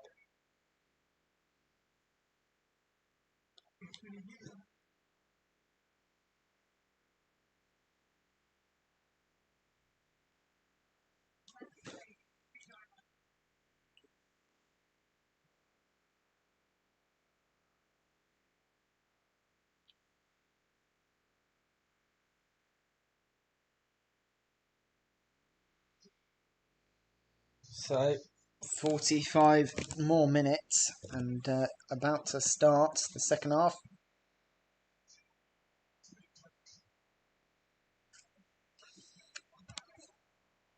Italy have huffed and puffed, but they have yet to break their door down. It's been a proper game of tournament football. It feels like a Euros match. That's what it's been.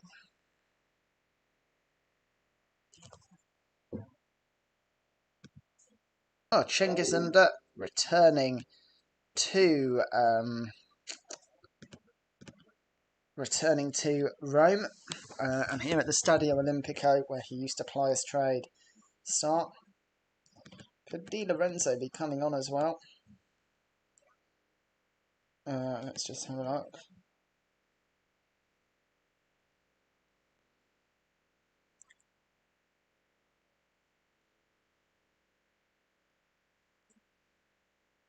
Yeah, Di Lorenzo is coming on for Florenzi, who hasn't had that much impact in the game, but I'm surprised with that. A little bit. So Under is on for Yazidja, and I'm a bit surprised Yazidja coming off, but Şenol Güneş knows this team better than anyone else.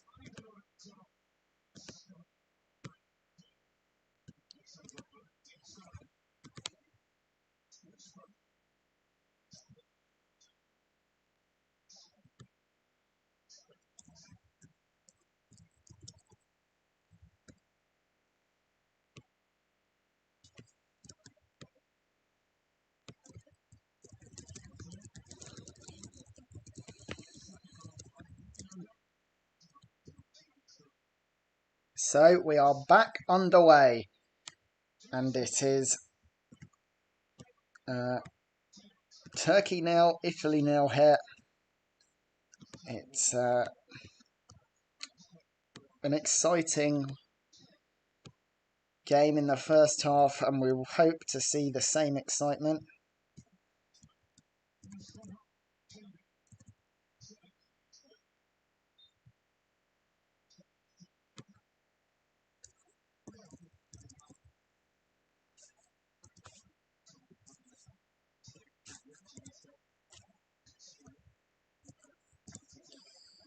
Well, Italy immediately dancing forward, and a good challenge by Sayuncu to get it behind.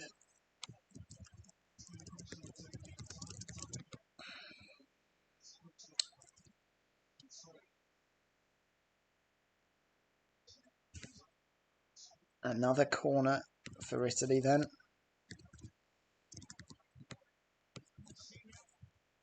That Insigne will take.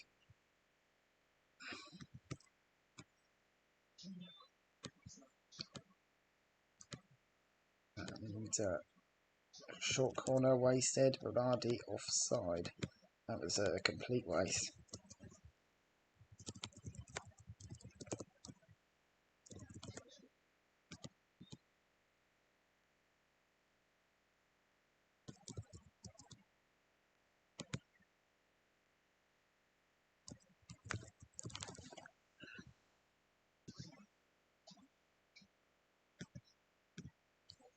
And, well, the jacket has come off for Mancini now. That's the reaction.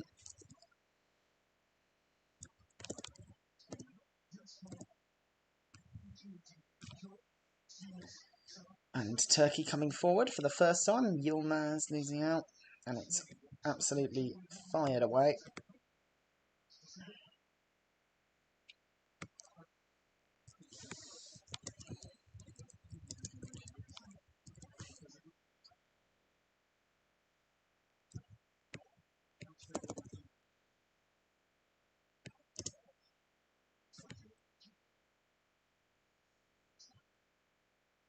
Free kick to Turkey actually now, just on the halfway stage.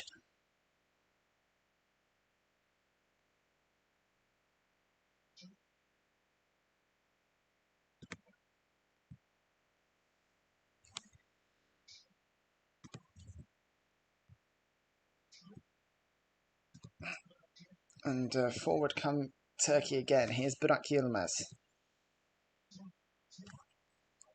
And good from Cengiz, shoved down by Florenzi, or barged I should say, but out for a goal kick. He wanted a free kick. I thought he'd get it, but didn't.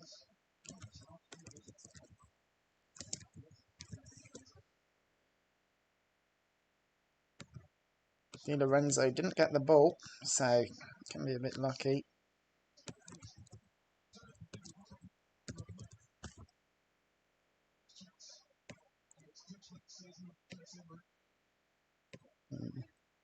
Long ball played to Italy, while Cengiz has just come on for Yazidja. He's a Roma player. He spent the last season on loan at Leicester, but didn't get his chance. Now his new manager will be Jose Mourinho if he does stay at the Olimpico this season. Here comes Turkey looking for the counter-attack. I think Yilmaz was offside, so much so that he left the ball, and Danny Makale has said advantage. So now it can be a counter-attack.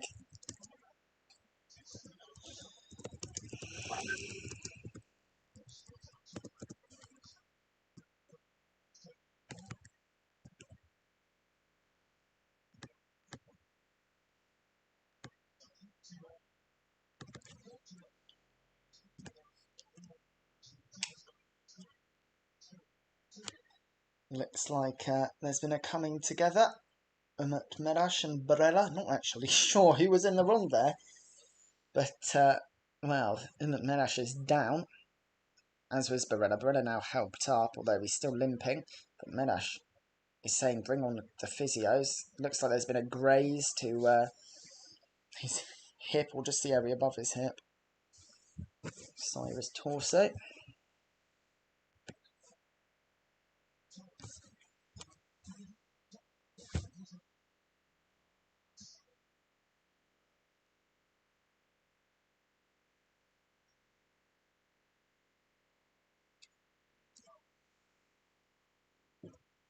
And Turkey are quite light in the left back position. This wouldn't be news. He's being helped up, and hopefully will come back on. The other right back, Burak Yilmaz, isn't even in on the bench today, so it would be tricky for them. Well, he's walking off, so now Turkey have 10 men, and he has to be waved back on to come back on. So Turkey are counter-attacking, because it was an Italy free kick. And Cengiz Ünder is running here, and Under's shot is deflected by Spinazzola, and Donnarumma getting low to save it.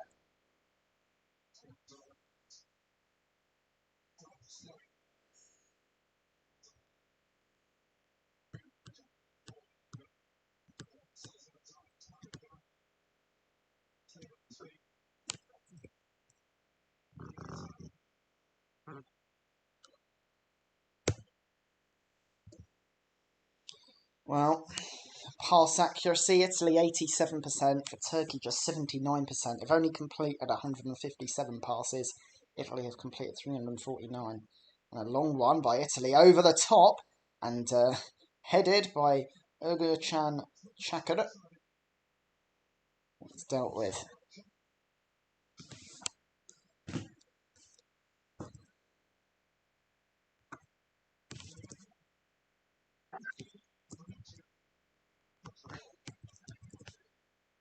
No real pressure from Turkey in this game. Italy have dealt with what's come at them. Berardi! It's in! It's an own goal! His cross has come off Enes Ünal. We thought it would take something special for Italy to take the goal, and it's come off Demiral in the end. Yeah, it was a slip by Meras. The cross coming in by Berardi, and it's 1-0 Italy.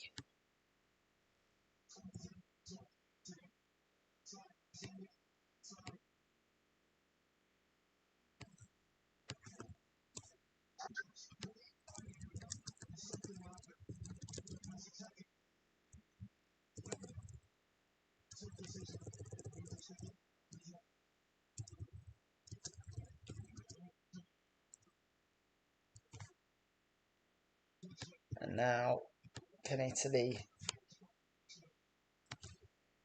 go further?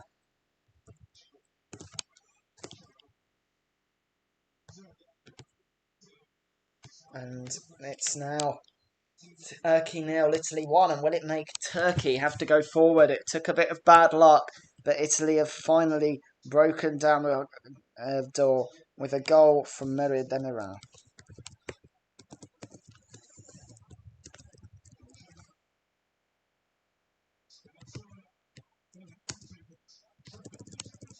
And another chance to come forward. The overhead kick is wide from Immobile. Spinazzola has been so good.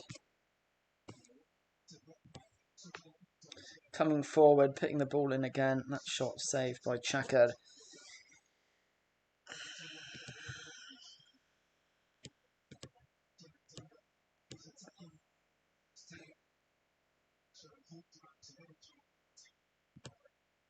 And the Italian flags are waving.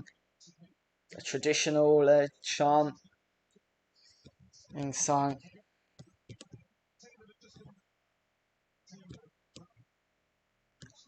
And now Italy want more. They know they have this game control, and Turkey will have to come out and try something.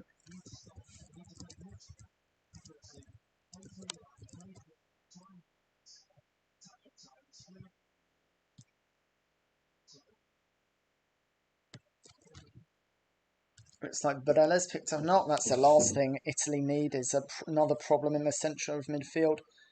Barella brought down by Ozan Tufan. I don't think anything he said. Just looking at that goal again, a cross came in. Actually came off Mehdi Demiral's hand, punched in. There was little he could do. But it's Umut Medash who fell and let him get that cross in. It's bad luck. Urchan Chaka's positioning could be questioned a little bit. But yeah, harsh for Turkey. Who defended so well. Chaka with a long ball. Here is Cengiz Under. Oh, he's cut inside. And blocked by Spinazzola. He's been so good. Another ball come in though. This time headed away by Chiellini. And Italy can move on. The long ball being played over the top. Urchan Chaka comes out and gets it away. And it's with Ozan Tufan. All given away by Ozan Tufan. Here's Immobile. Insigne. Insigne's shot deflected over by an angry-looking Mehdi Demiral.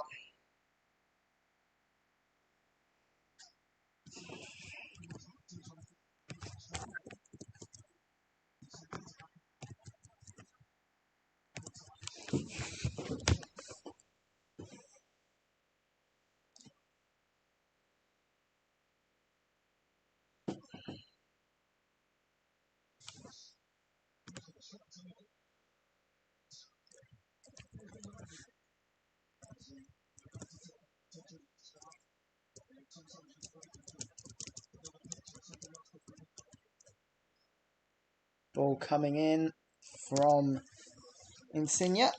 Well, the corner, but headed away. Here's Chiellini. That ball could have gone anywhere. Okay, officially clears it. And still Italy come forward. Turkey can never fully clear it, just half clear it. This low shot, pushed behind by Urchan Chaka. Another corner.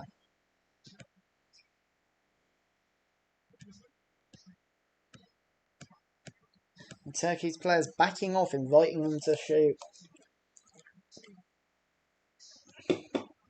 Turkey's smothering Italy's attacks rather than go out and letting them be taken on. They can take shots set well, but not good solid shots. I do appreciate Turkey's game plan, and it's a shame it came undone in the way that it did.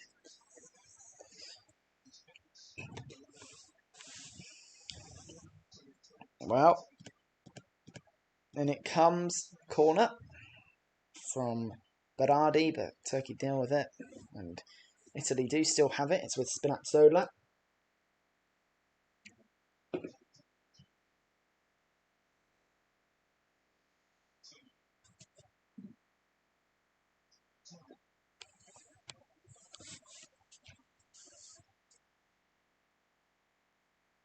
Ball comes in. Out to Berardi. But can't deal with it. And Turkey come out. Here is Di Lorenzo with a cross. Headed away. But only as far as Berardi. Sliced it wide. Goal kick Turkey.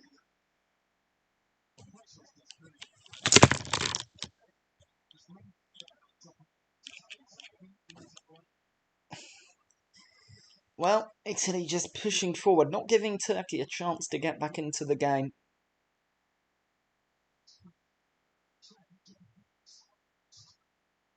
And will Turkey keep up their losing record in European Championship openers? 4 European Championships, 0 points in their opening game. 1 goal, though, and that came against Italy in UEFA Euro 2000 in a 2-1 loss. Among the goal scorers that day, Antonio Conte, who was, of course, the manager during the UEFA Euro 2016. Ball comes forward. Here's Berardi. And Sayuncu all over him. Berardi goes down and he gets a free kick. It's sort of maybe 20 metres deep, but about just near the right-hand side. Turkey fans still showing their voice.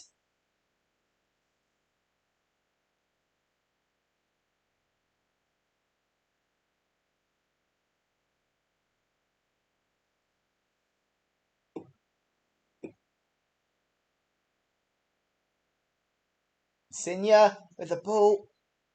Tapped away and can be cleared. And now can Turkey counter-attack? Burak Yilmaz with what was the wrong ball in my view. Can they keep it up? No. Played it to Umut Merash, and it was a long ball that would never hang up. Here come Italy. Turkey have to take opportunities like that, at least get a corner or something. Just something that can come forward. That was a really long ball by Xhaka, straight to Donnarumma. Şenol Güneş, the look on his face says it all. They were good. They have been good defensively. It was a moment of bad fortune, a small mistake by Merash, and came off Demiral. But attacking, they have been pretty dreadful. They've not been allowed to attack, but even when they have had the ball, just shown nothing. Yazid off at half-time, and not too much shown by Burak Yilmaz. Çalhanoğlu. Cengiz Ünder has looked alright since he came on, though.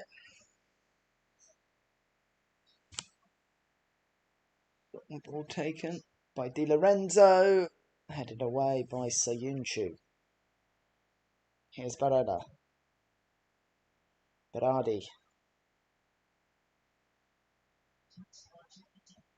And a long ball played forward, but to Immobile.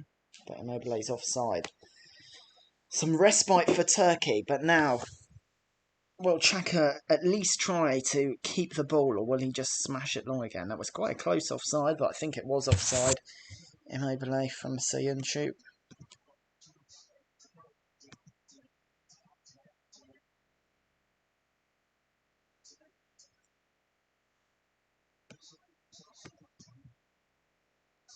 Long goal kick taken.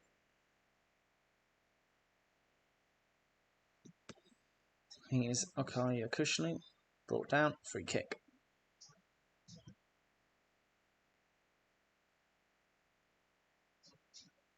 Here's Soyuncu.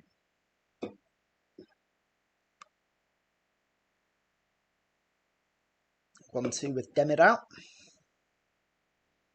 Back to Mehdi Demiral.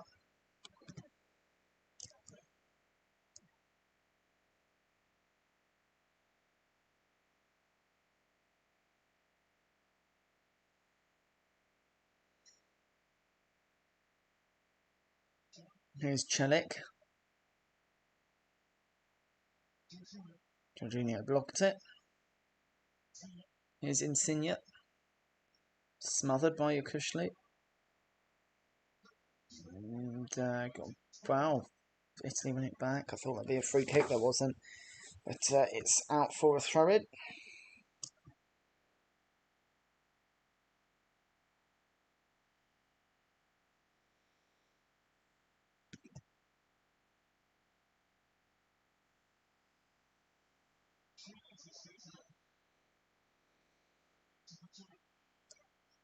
Looks like there'll be another change.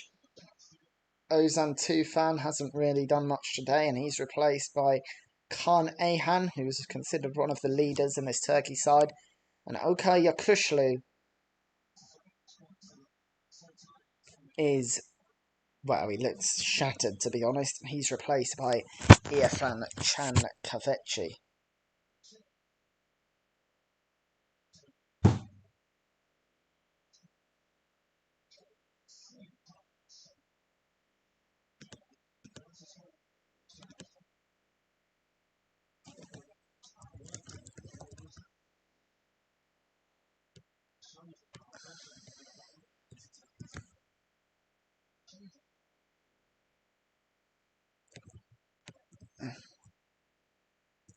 So another 2 changes for Turkey. Remember, you are allowed 5.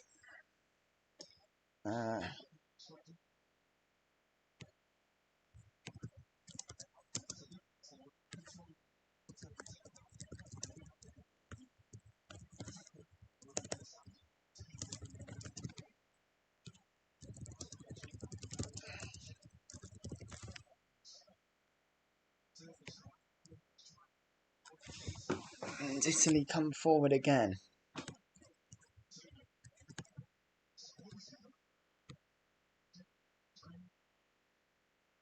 Here's Berardi. Cross comes in.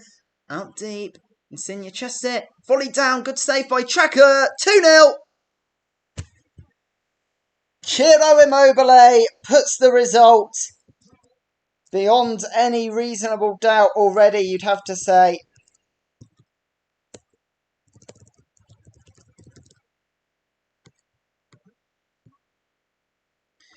And the man who plays for Lazio on the other end of this capital city scores at Roma's ground to put Italy in absolute pole position against the hardest team in the group. A good save from Chaka, but nobody picked up Immobile, and it's 2-0.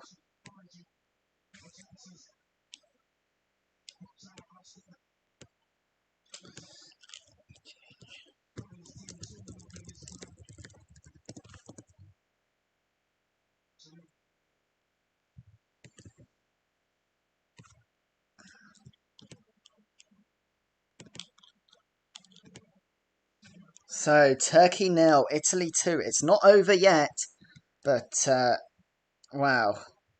Can Turkey do anything? Even just try to get some momentum back?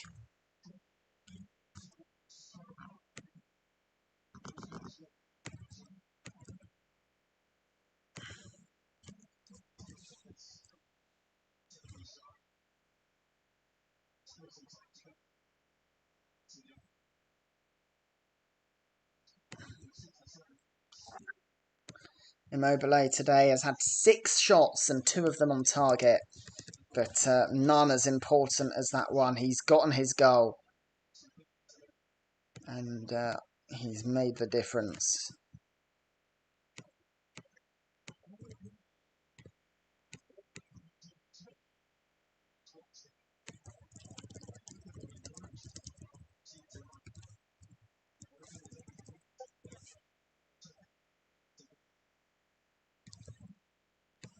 And, well, for all the talk about Turkey, Wales and Switzerland will think they have a go. Turkey have won a corner, though. It's come off Di Lorenzo. And it's behind. It was good from Mirash to earn it.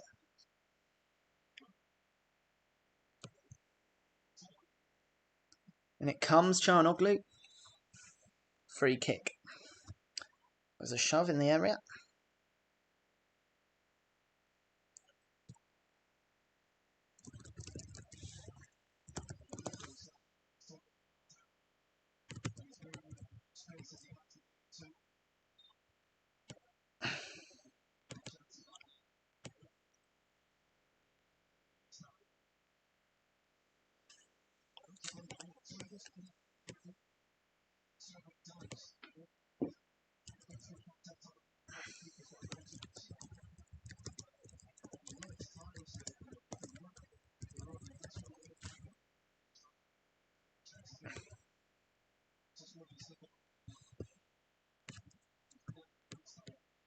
It's Turkey now, finally, showing some possession of the ball, showing some desire to come forward. Will the real Turkey be forced to come out? Well, we'll see.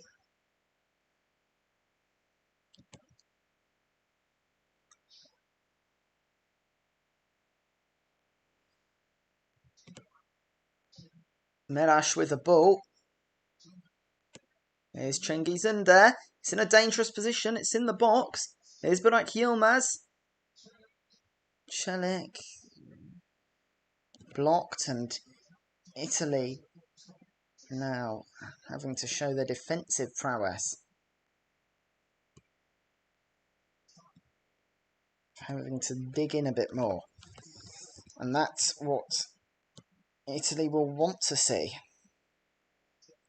Now, put under defensive pressure, but meeting that task as well.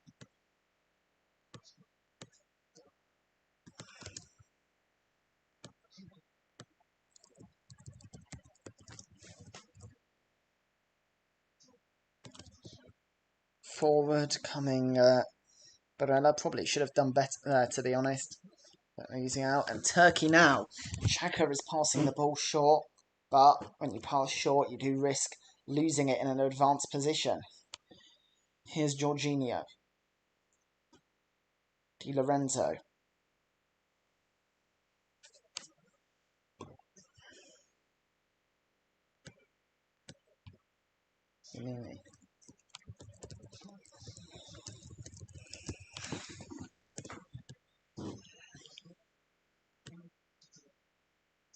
And once again, it's Italy who are attacking. We'll be staying on air, by the way, until 10:10. It's about 20 minutes after full time. Bit less, probably, but when you consider additional time, here's Berardo. Played into the box. Here's Barella. 1-2. And Jorginho forced back. But they're fine with that. Here's Di Lorenzo.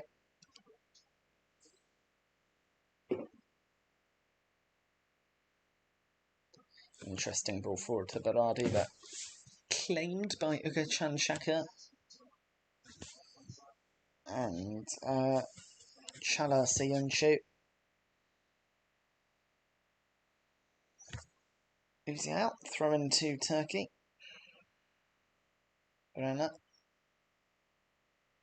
Berardi pushed over by Merash. Merash has really been finding this Italian team hard to deal with. Plays in Ligue 2 for the Havre, and we're seeing the real Italy now. Roberto Mancini's Italy, not that stoic defensive side that they are known for. This is Italian football. Manuel Locatelli coming off. He has played very well indeed. He's took the task for him that was, he probably didn't think he'd get a starting place here, but Marco Verratti's injury hasn't meant that his deputy has performed badly. Quite the opposite, in fact. Locatelli has done his country proud, but he's replaced now by Brian Cristante of Roma. Another Roma man here to join Spinazzola and Under.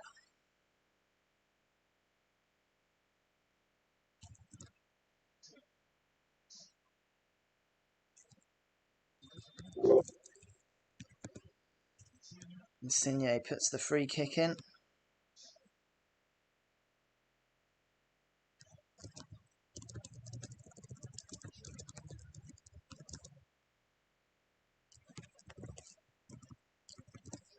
And now it's a chance for Turkey to break.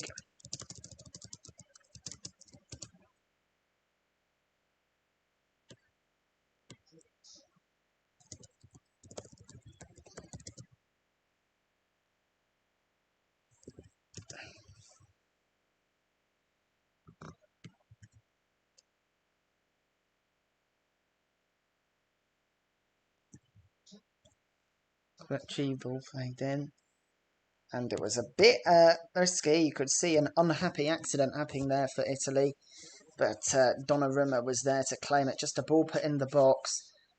And yeah, if maybe some contact happened from Karaman, it could easily have been 2-1.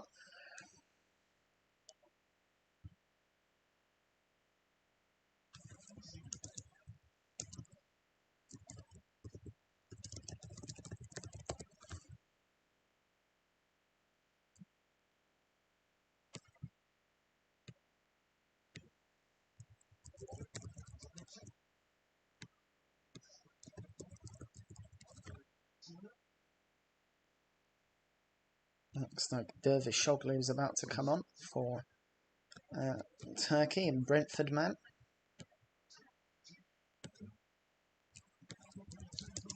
Good ball from Berardi, but challenge by Cengiz Ünder means it's only a corner.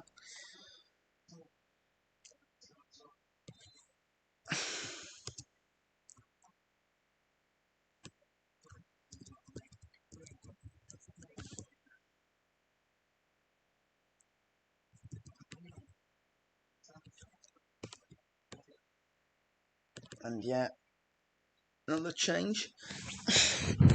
Halil Dervishoglu is on for Kenan Karaman. Corner kick to Italy meanwhile.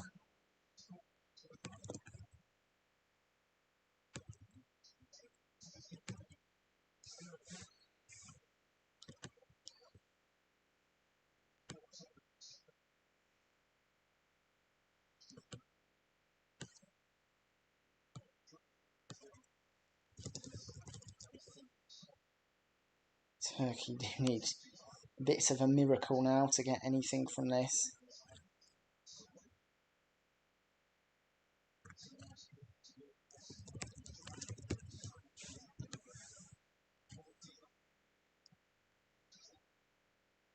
Just not been the attacking quality for Turkey, I'm afraid.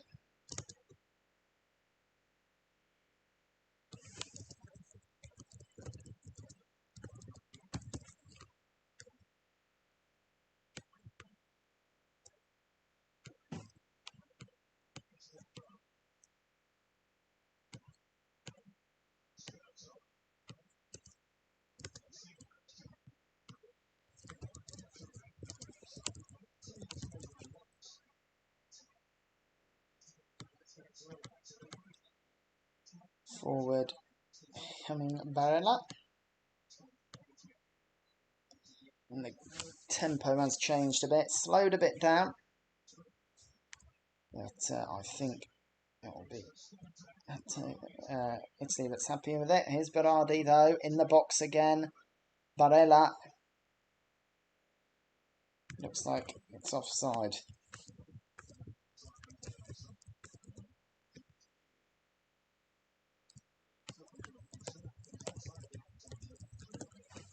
Looks like a mistake.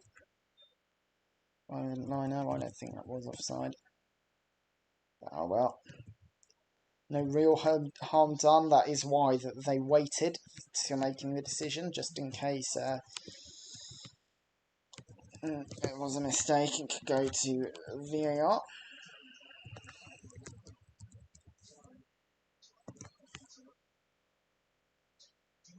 Insigne! It's 3 out of nothing. And now it is all over.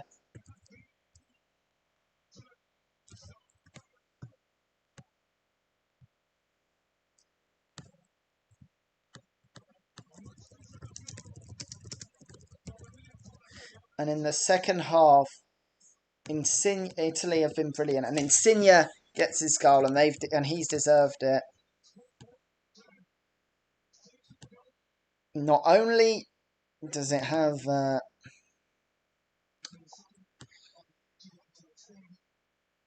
defensive prowess, also attacking prowess. What a pass to unlock Insigne.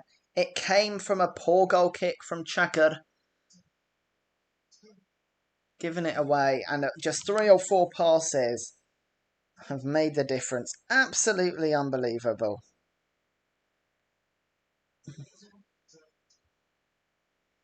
And Il Messi dell'Adriatico has been outstanding today, as he has all season for Napoli. But what an assist by Immobile, and now we will see some changes.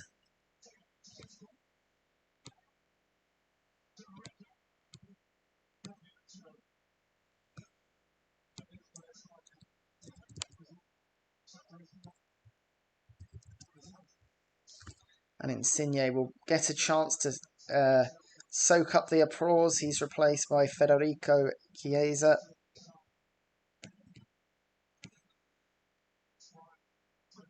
And smiles all around the Italian faces.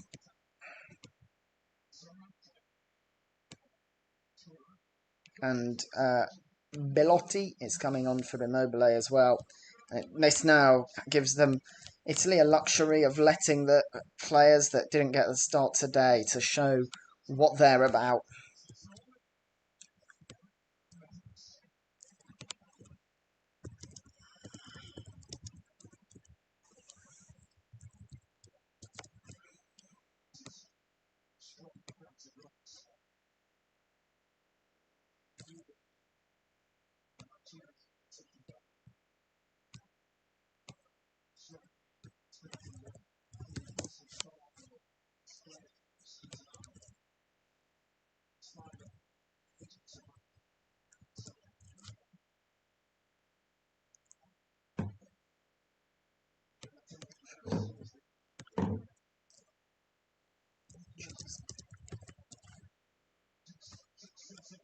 And it's a 9th win in a row coming up.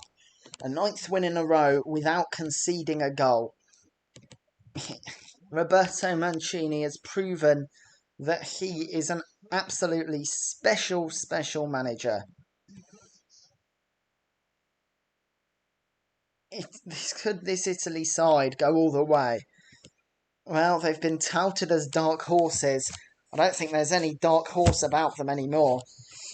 They are just well-fancied runners. But some miserable Turkish faces in the crowd. There have to be winners. And there always have to be losers. And today that's Turkey. And the Welsh and the Swiss will be thinking, this lot are here for the taking. Well, Italy with 62% of the ball, but 24 of this game's 25 attempts. 7 corners to 1. They have been brilliant.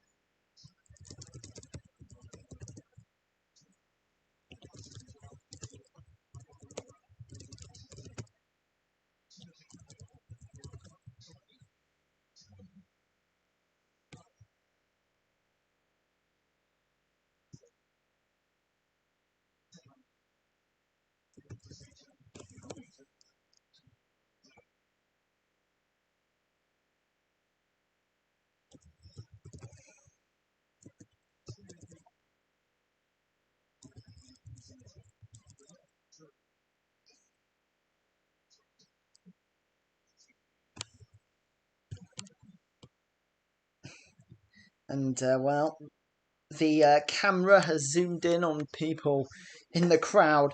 This game is now dead, and it's been killed by some lethal finishing from Italy. They've improved so much in the second half.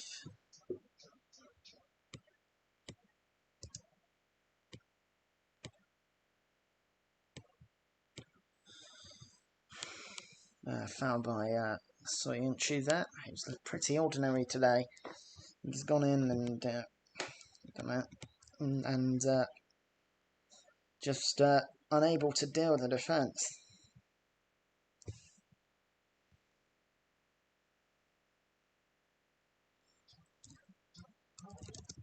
And all looks like a bit of cramp. I think, Berardi, yeah, just picked up something from Mirash. Mirash caught Berardi, and Berardi doesn't look happy. Doesn't look happy at all.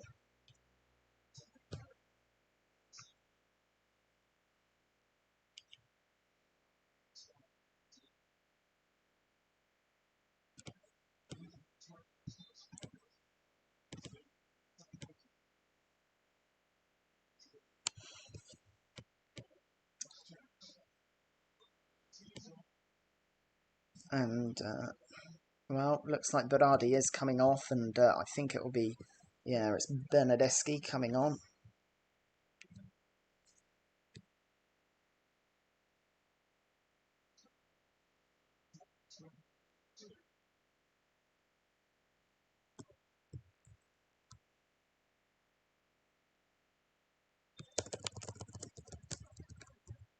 Another free kick that Bernardeschi will take, and wasn't the most convincing defending, but it is just a corner for Turkey. Damage limitation now for the Turks. Maybe if they can get one goal, get some confidence back.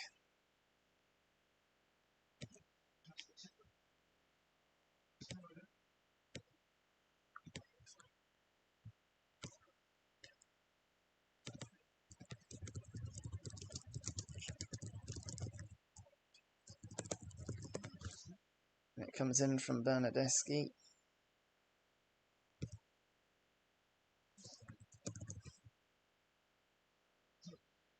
And looks like it will be a free kick to Turkey that Chaka will take quickly.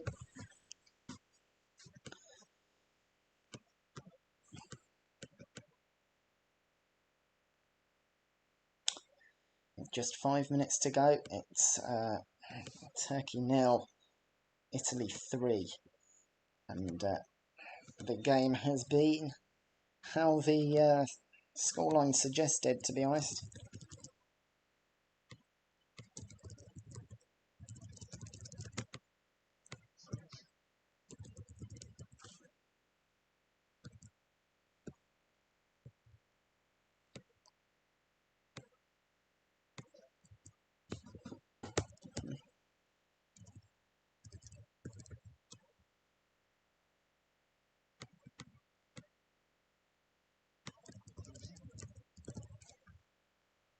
And now Italy can come forward. Here is Bernardeschi. But it's a poor ball and it can be cleared.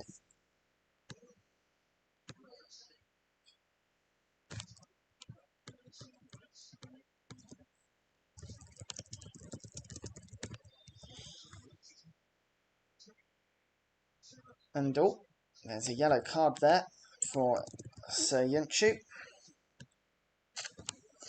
Just late on there in this game. The 88th minute. His frustration's only been going. He knocked Bernardeschi. Yeah, can't do that at this level. Referee will book you. It's been disappointing for Turkey, but the last thing they want to do is lose their discipline and get to pick up some suspensions as well.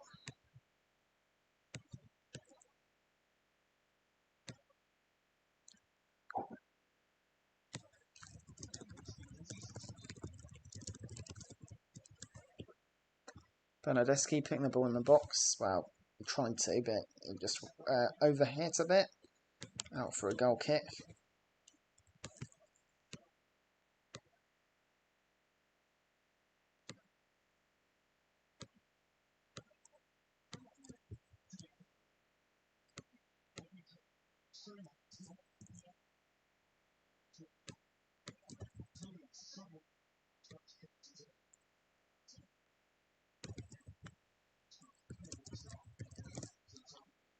It's played out, but Donnarumma can pick it up, and this game's really slowing down now.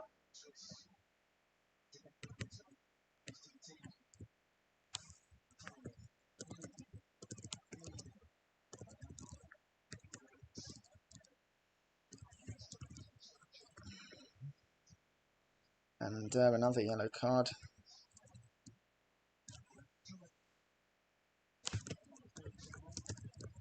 And Halil Dervishoglu's picked up another.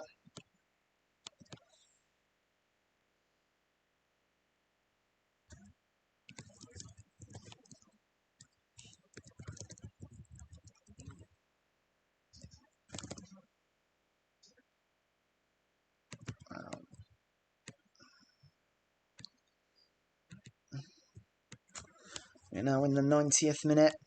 Turkey 0, Italy 3.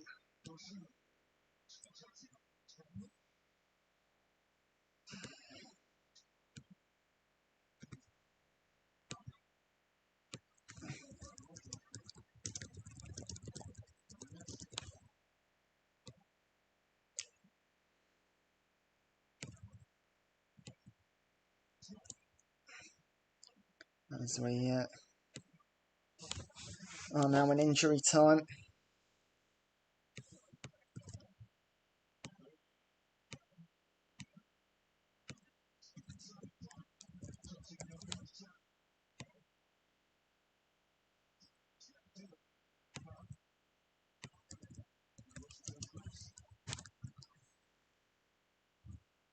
Can we just see anything else from Turkey? It just has not been impressive, even in this late period.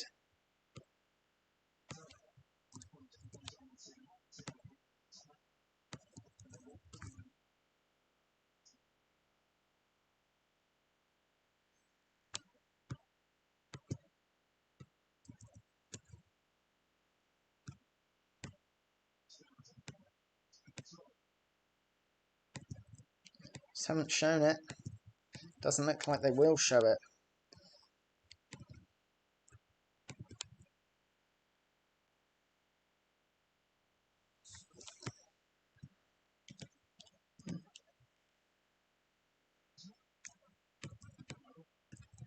And it's with Donnarumma.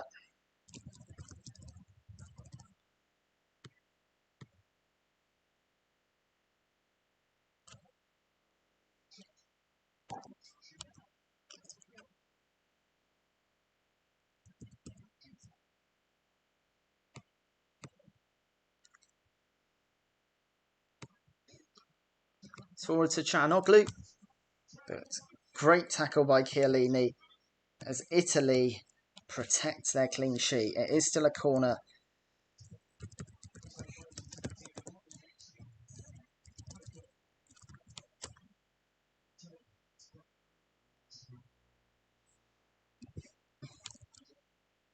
And it comes, but it's headed over.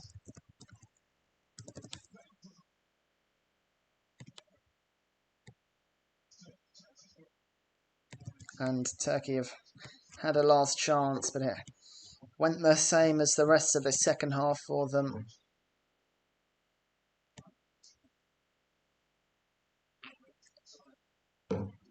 It's with De Lorenzo, given away, but Bernardeschi can make sure they keep it.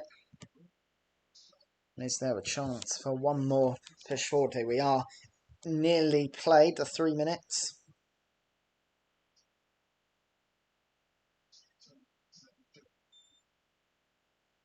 And that is it.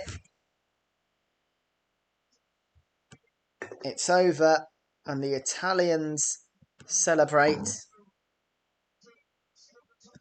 They've said to everyone else, this is what we are about.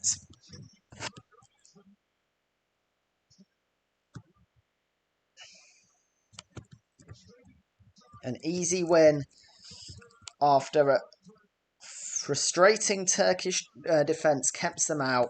Eventually, a cross by Berardi after the slip of Umut Meraş came off the back of Mehmet Demiral'ın in. And then goals from Immobile, who reacted first after a save from Çakır, make it 2. Insigne scored the third after a goal kick from Çakır was too short and went straight to an Italy player. A great passing move and a great win.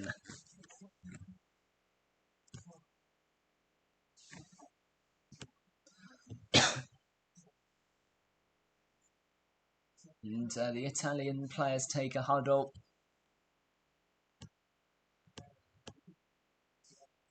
The Turks will be disappointed, of course, but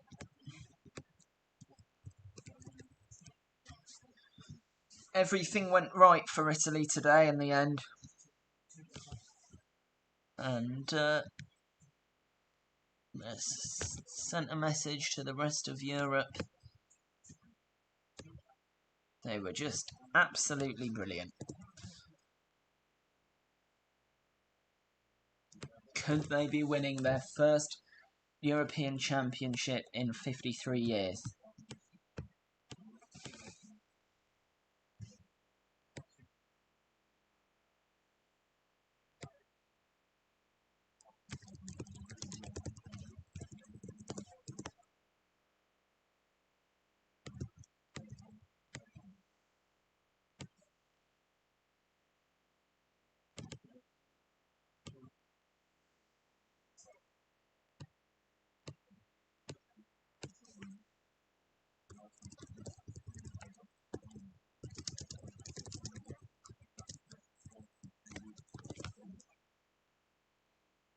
And I will be staying live for the next 15 minutes or so if you do have any questions, comments or opinions, get them in.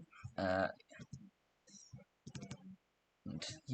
possession football will be all here all the way through the tournament.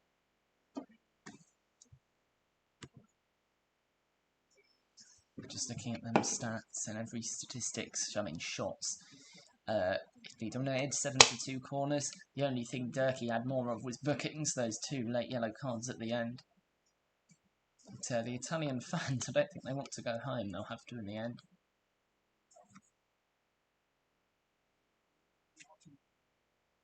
And Wales and Switzerland will be watching that game and they'll think, well, the Italians might be scary, but the Turkish look right for the taking. Everyone was talking about their defensive prowess, but they have been undone by Italy.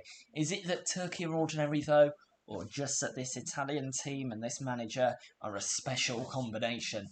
Even the stubborn Turkish defence, remember, in the first half they did keep them out, but they have dealt with.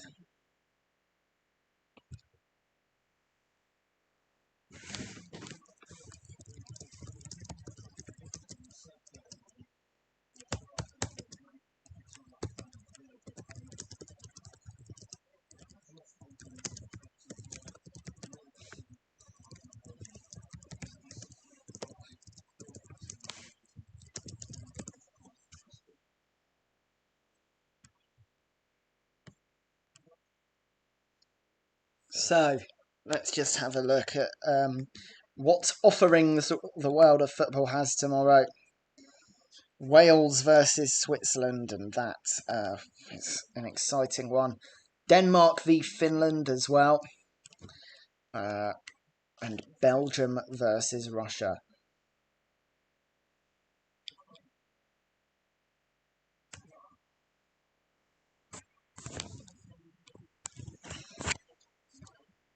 Also, been a few games across the world of football. So, on Sunday, England v Croatia, Austria v North Macedonia, and the Netherlands versus Ukraine. As well as the start to Copa America.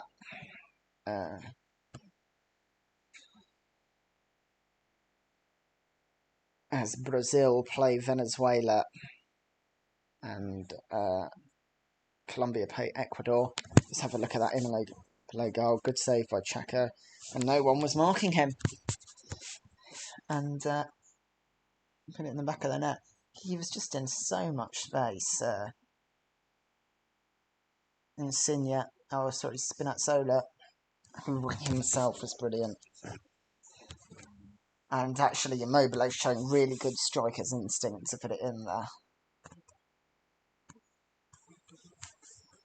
On the Monday, we have Scotland v the Czech Republic, Poland take on Slovakia, and Spain taking on Sweden, and then Argentina will play Chile, and Paraguay will take on Bolivia in Copa America, as well as D-Day and the Asian World Cup qualifiers. Basically, there's football everywhere. You can't escape it. And Hungary, Portugal, France, Germany, and then in Copa America.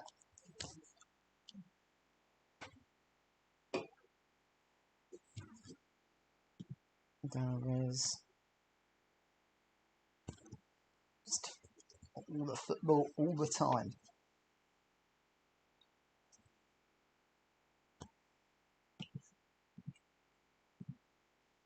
Well, I hope that it hasn't taken the wind out of the sails. This is still a very good Turkish team.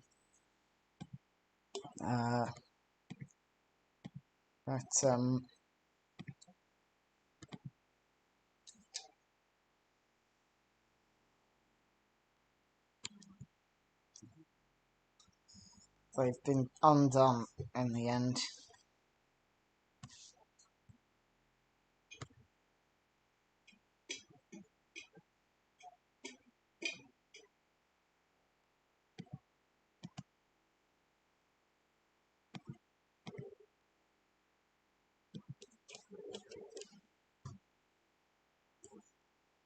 Well, Spinazzola, I would say, man of the match. He was everywhere. Was allowed to play very high up, and Minush couldn't deal with him on the other side. Hakan Çalhanoğlu, neither. It was just, wow, really good win for Italy, and Spinazzola was behind it.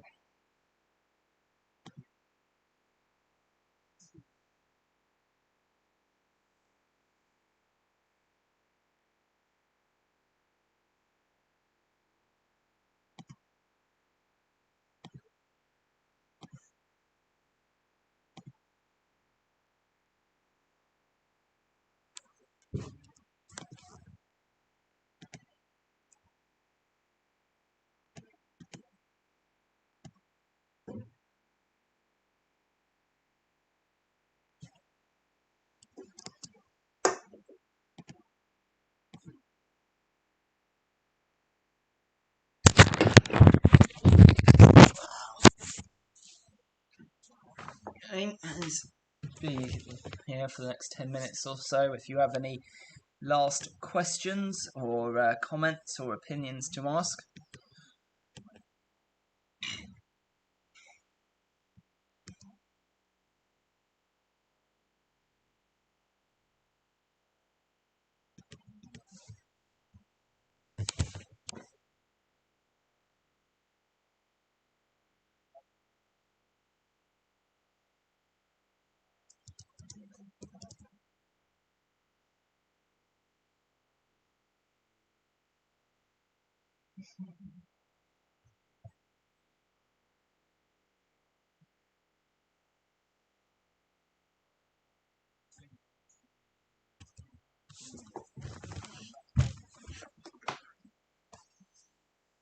What a challenge from Chiellini at the end, just seeing that again.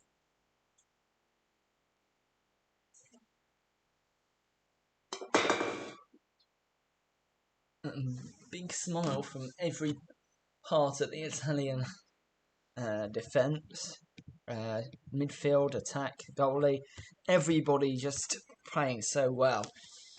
There was no weak link, there was no bad performance. The only downside was the late injury to Berardi and Florenzi only getting 45 minutes.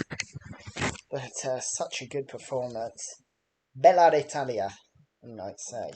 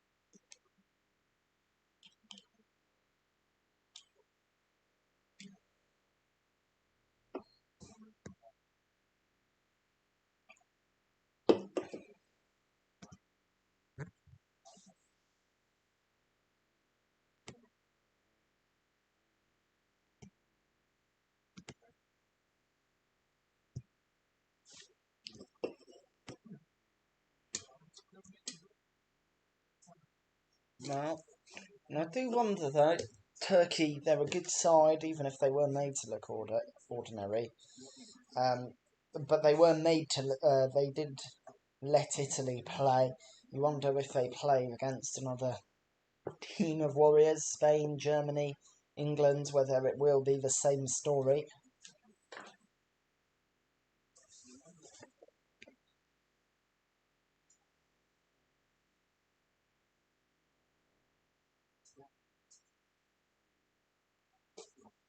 Turkey unable to threaten, but in part that was caused by the way Italy played.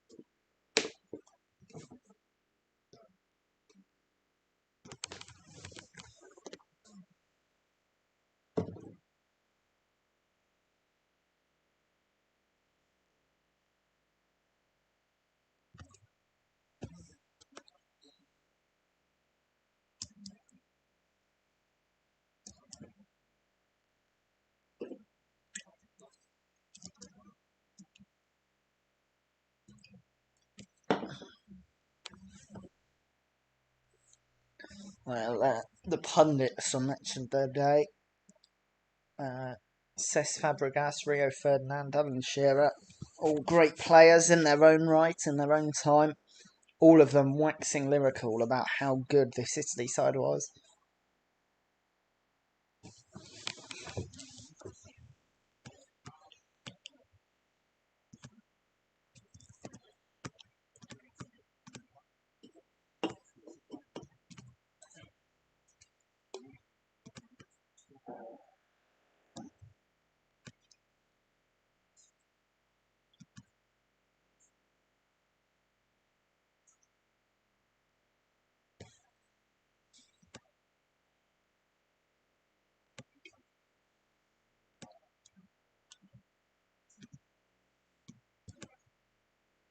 Italy, well, they're without a genuine superstar, but they haven't really needed one. Everyone's talked about their lack of attacking firepower. They don't have an Mbappe, they don't have a Kane, they don't have a Lukaku.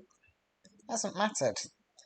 Chiro Immobile, Insigne, Berardi, the front three working together with that midfield, and that has suited them nicely.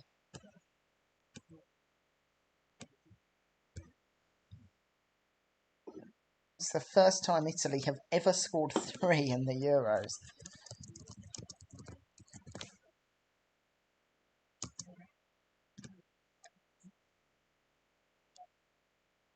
And this is their biggest ever win in the finals. They've scored 2 quite a few times against, but never.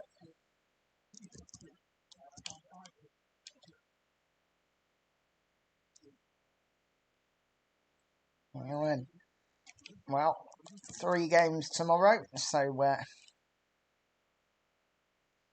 will have a bit of a break now, but season. Alright.